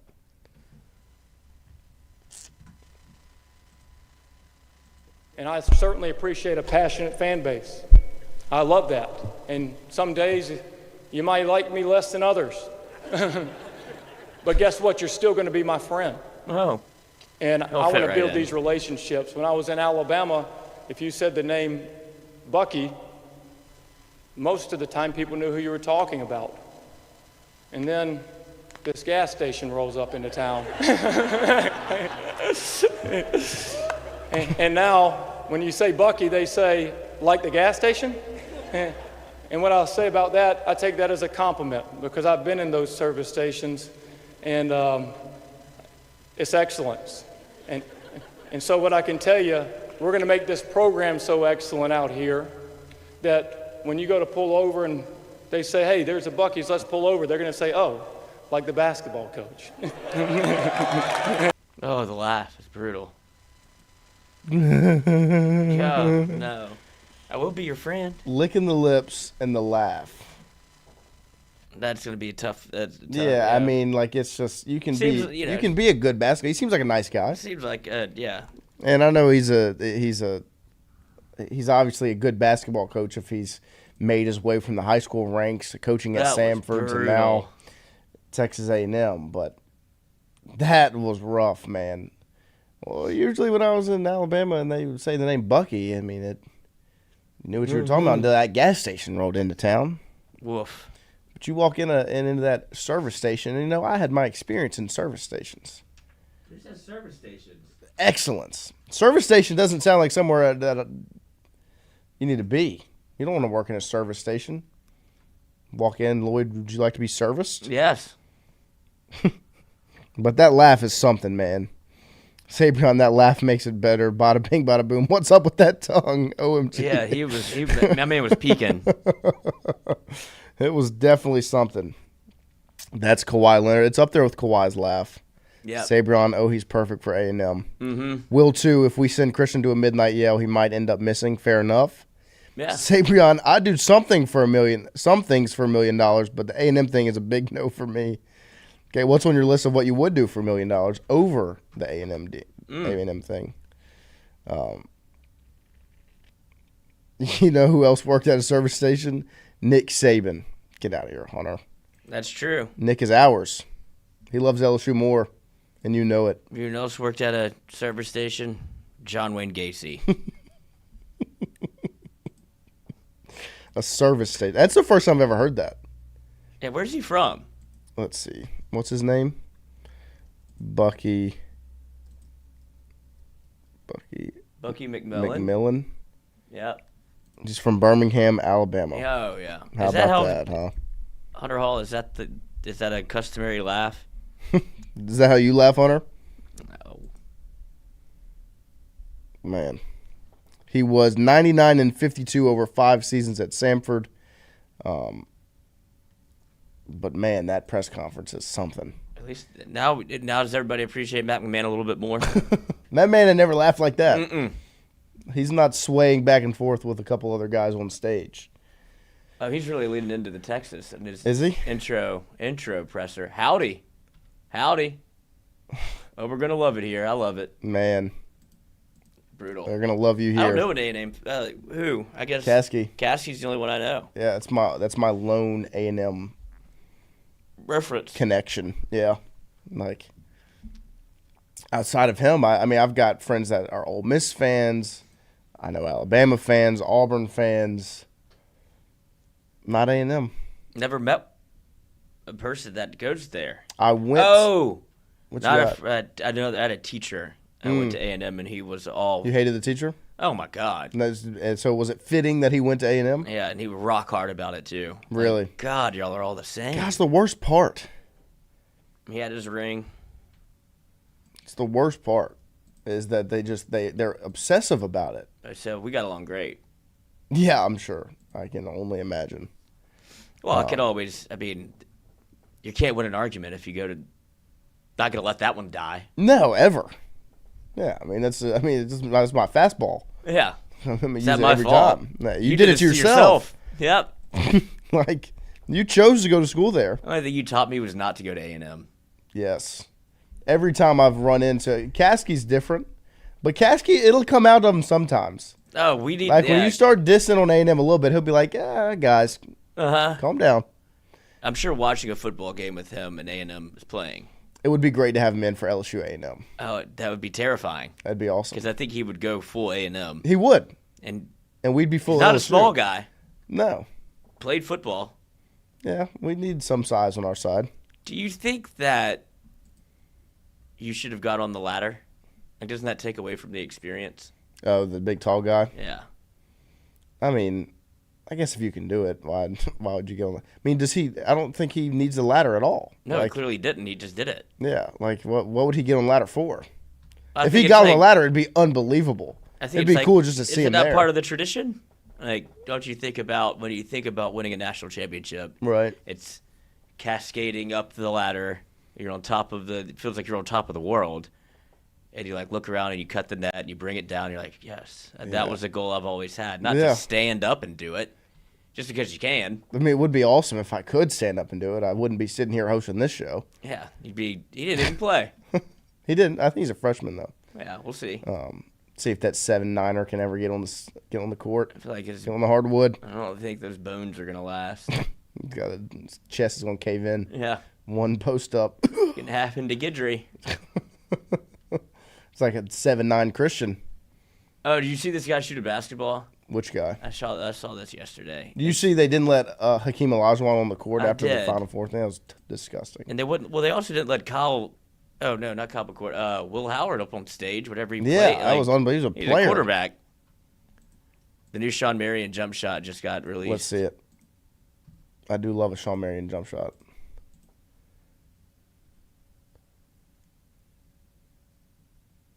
That is cash. What? That's cash, brother. It doesn't make any sense. I have no problem with the location of where he's shooting from. If you want to shoot lower, whatever. It's the It's almost the like he misjumped. He's glitching. Can't catch it out of him. That's unbelievable. Did you see the guy that shoots the ball where he like sets it on his elbow right here? Does he have to? It rolls. Oh, no. Does he have to? But I was going to make fun of him. You learn a lot of things in this business of what to say before you censor yourself. Fair enough. And it's Masters Week. Yeah, he was definitely glitching a little bit. But yeah, Masters Week this weekend. We're gonna do we're gonna put out a little Masters challenge for you guys. Now I don't know if we'll have any rewards for you, but don't forget rewards. Clark JC Brackett, get your Rowback shirt by getting in touch with us on the social media verse. But yeah, I mean, when it comes to content, that's about all we got for today. Athletic Connections. Yeah, we can do a little Athletic Connection real quick. Let's see if we can stay hot and get it right again. We do have the all-time draft in the works. Yes. We have a couple of good content things in the works. We do have a meeting today about some business stuff. So like we've been alluding to the last couple of days, we're working on some of the business aspects of all of this. And so to make sure you stay locked in with us on all of our social medias to make sure you're ready for any changes that occur. But from a content standpoint, we've got a lot of fun things coming up, and an all-time draft is one of the things that we are currently constructing with, LSU football, basketball, baseball, eras, all-time, the whole deal. We're constructing all that from a content standpoint, as well as getting prepared for next football season with some of our creative guys. We've got some things in the works there as well to make sure it can be as entertaining as possible as we move forward. We appreciate you guys that tune in every morning 7 to 9, but we want to bring you guys more than just a 7 to 9 podcast of us sitting here and talking about sports. We want to make it much more entertaining and bring much more things outside of that. So let you guys know that's all in the works now, and to be ready and prepared for it as we get ready for some athletic connections here this morning. And if, as I'm looking at it, you got tush push. Yep, come on. Then you've got bullpen, mound, warning track, dugout. Where is it? Between Ghastly and Ghost. All right, let's keep rolling, see how fast we can do it. And then we've got Hamilton, Norris, Ghastly, Stroll. Why? I have no idea. Just looks like those all fit. Ghost, Ghastly, right? Those two sound the same. It's just Norris, Hamilton, Ghastly, and Stroll all sound like last names. Norris, Hamilton, Ghastly, and Stroll? Maybe not Stroll, but Norris. Sounds like a law firm. Norris, Hamilton, and Ghastly all sound like last names. And I don't feel like Ghost is a last name. Ghost, pinch, front, long distance.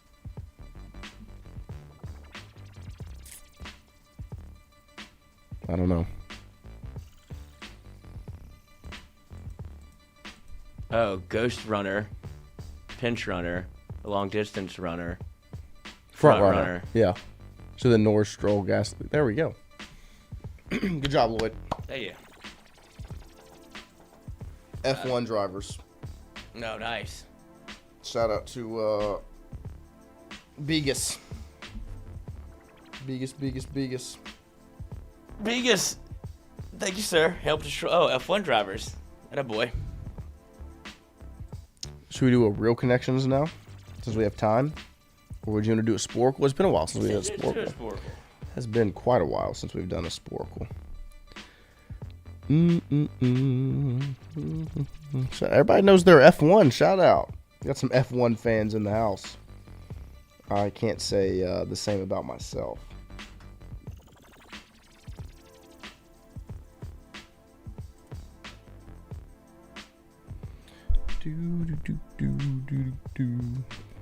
Oh, I know the first one. You do already? Yeah. Just from first glance? I wonder if you do. Let's see. Play all the games, P-Dub and Begas say. I always wonder what the podcast listeners think when we get to this section of the show. Just listening. Go watch to on us. YouTube. There you go.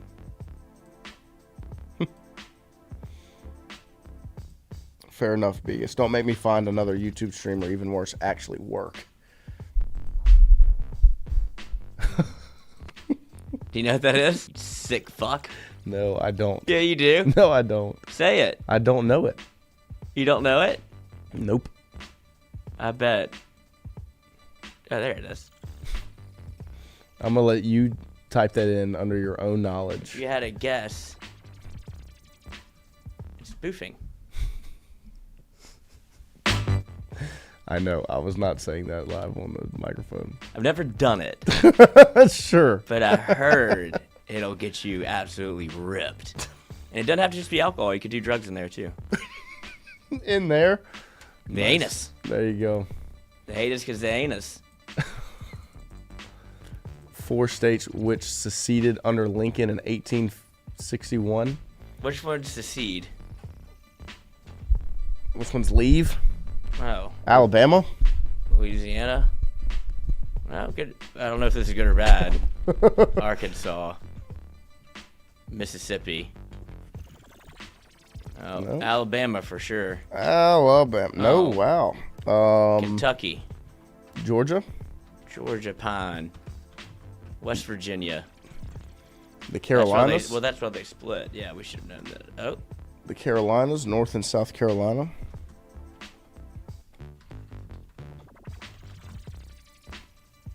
South? No, then they wouldn't have split up, right? I don't know. Tennessee. There you go. 5 original flavors of Lifesavers hard Cherry. candy. Purple. Grape. Grape. No. Orange. Definitely. Lime. Lemon. Pineapple? Yeah, the pineapple I'm one's a big gas. candy guy. Pineapple one's gas. The 6 most popular saltwater game fish in the U.S. Shark. Tuna? As a what a? That's freshwater fish. I don't know anything that with chat. I don't know what a saltwater fish is. Do you? Not really. I mean, I know what saltwater is. Right. So I guess that's the ocean.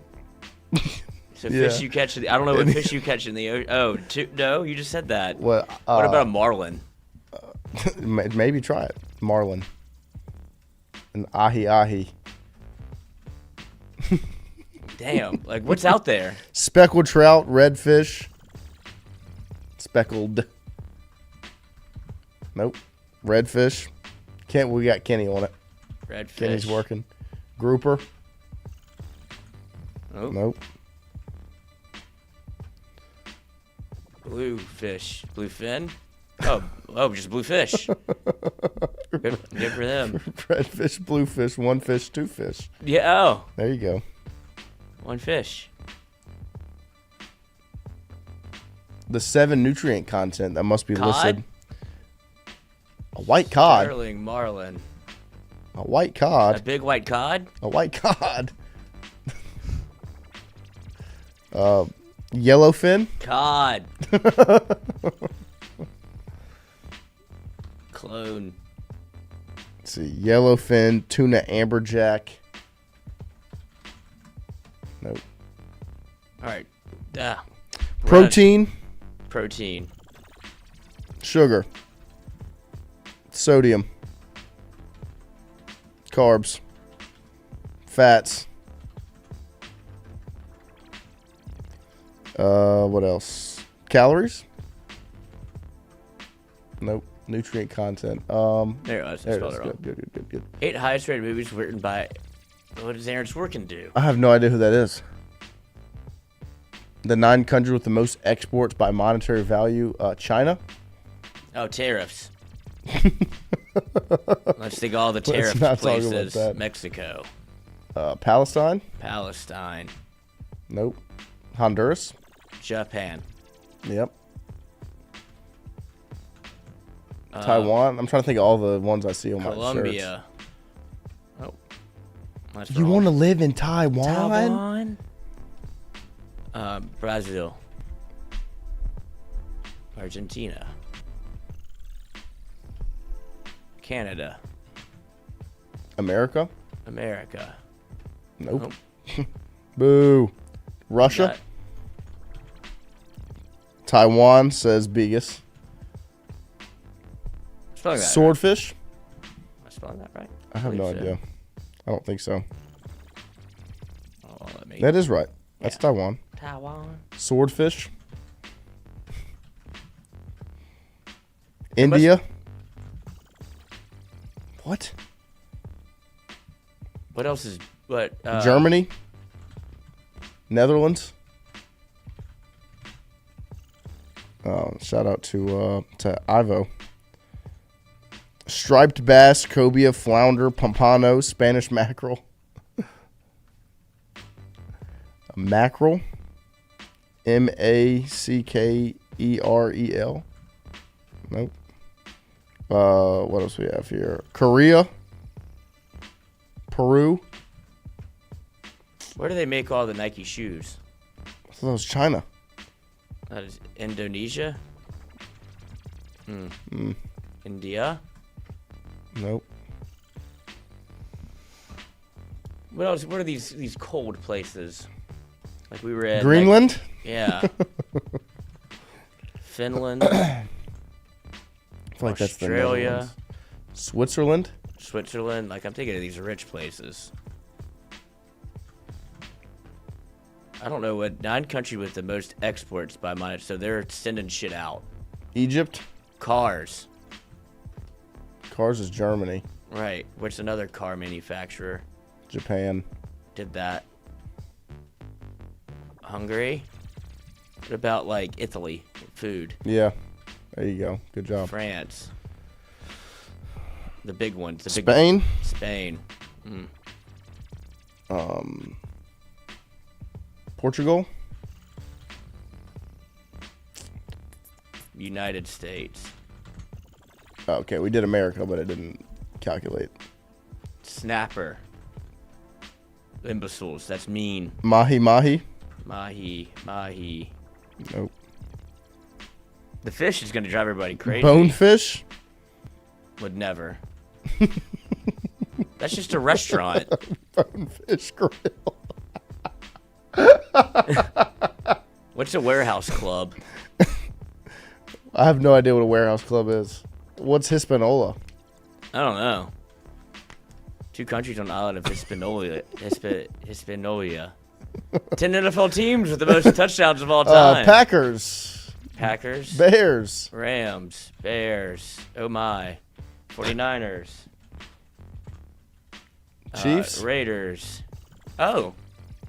Chiefs. Nope. No, Patriots. No, we got what's the old the teams. old teams? Cowboys. Oh, Lions. Whoa. Oh wow. What say you, cowboy? Lions. Vikings. Giants. What's the other one up there? Jets. Oh. Nope. Costco and Sam's. And then there's one more warehouse club. I should have known that. I love Costco. I thought it was like a place to go. Yeah. Like a warehouse club. Yeah, that sounded awesome. Costco. Glimmer says the Saints. Ha. Shut up. Yeah. Dolphins. Dolphins for sure. Nope. Broncos. Broncos. Nope. Seahawks. Nope. Raiders. Steelers. Like those teams, the old teams. Yeah, I thought the Chiefs Chiefs would be on there for sure. They've been playing forever. I'm trying to think. Got a minute. Trying to think of the conferences. Browns.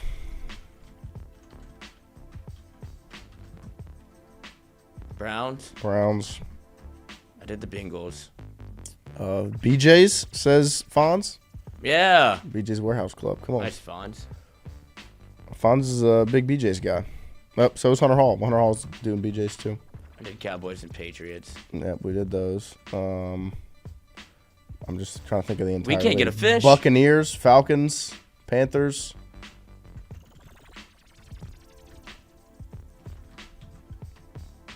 Panthers are new, so they're not going to be in here. No, I'm trying to think. I'm just going through yeah. conferences now. Chargers, Rams, 49ers, Seahawks. That's all like California. Cardinals? No, it's not gonna be. Yeah, let's go. Texans? No. Oilers? Titans?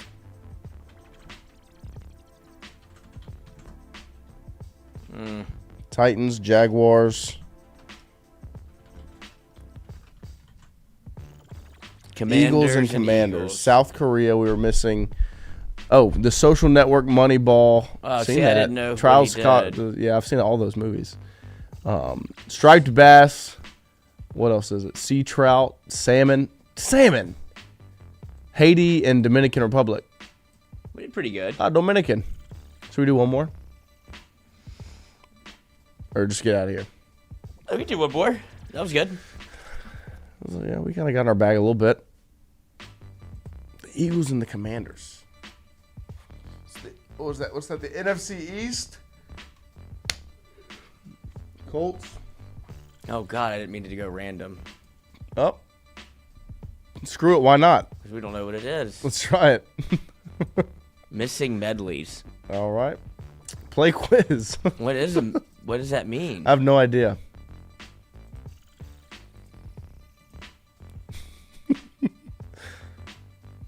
The Full Monty. There you go. Full. Where is it? It's at the bottom, behind the ad. Oh, this is unfortunate. There we go. There's full. God damn it. Popped it right back up.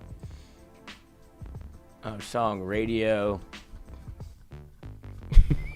We're not going to skip.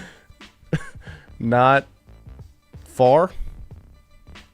Not falling away, not fully away, not fly away, not five away, not fruit gum away. Not fighting away. See, this is dumb. Next. A love affair. Oh, it's all F's. Yeah. A foreign affair. A foreign affair? Is foreign on here? Yeah. Where? Next to force. 6 feet under. Yep. At Folsom. Folsom Prison. Yep. Air Force. Force. La.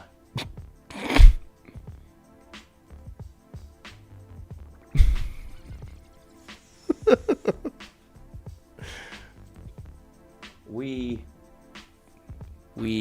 fit. We fit. Super music artist. Superfly Animals? Maybe. I have no idea.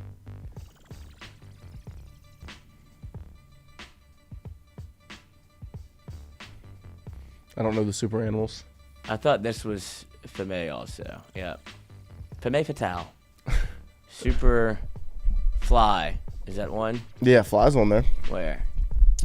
Underneath. Fuck!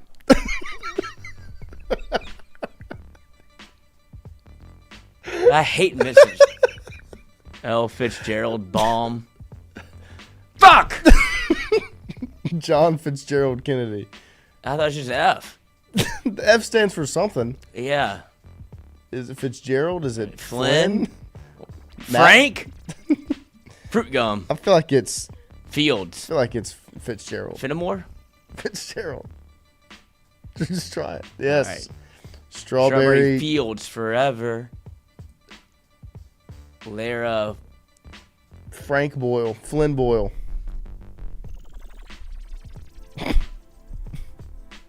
Fenimore? I have no idea. Lara Foster Boyle? That sounds like something. Do it. No. Next. Far. Things fall apart. Oh, fall. Grand Funk Railroad, I believe. No, maybe. Francisco. Flynn is his middle name. Are you fucking with me? Lara Flynn? Or John F. No. John F. Kennedy was Fitzgerald, right? Yeah. Yeah. It was Laura Flynn. We don't know the Grand Railroad. I think it's Grand Funk, yeah. Herbie fully loaded. She was fully loaded that entire time making the movie. Kung Fu. Everybody was Kung Fu fighting. We out of time? I'm out of foos. No foos at the No bottom. Foos at the bottom. I see it. It won't let me click it. Give me foo. No foo, bro. No foo. Whoa. My furry flicker. Furry's bottom right.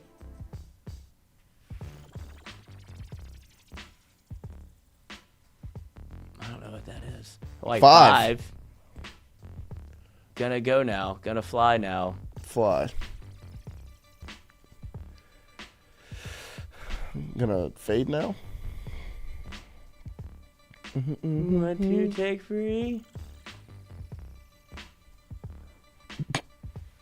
Street fighting man? I have no idea.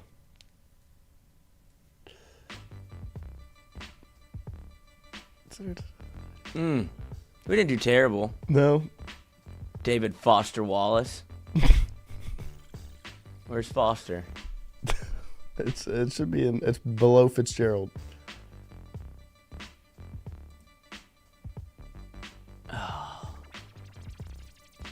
That wasn't bad. No. Yeah, actually, it was terrible. People get 80%. We got 35. Yeah, we got 35. We really didn't do well. No. We didn't do well at all. That's why we stick to our guns, dude. Anything that has sports in it. Anything. What am I going to learn today? Sporcle lessons? We need to start. Oh, you got to sign up. Yeah, sign up. Put your information out there Go for back. everybody. Oh. Saltwater game fish. All right. All right. Appreciate you guys this morning. Thank you for all the help. We'll be back tomorrow morning, 7 to 9. Tingle & Co. show, podcast, whatever you want to call it. Back Tingle & live Co. tomorrow morning, 7 to 9. We appreciate YouTube you guys. Broadcast. A YouTube show, podcast show. Brought to you every day. Bye. Tingle & Co. Lee. Cow Lee.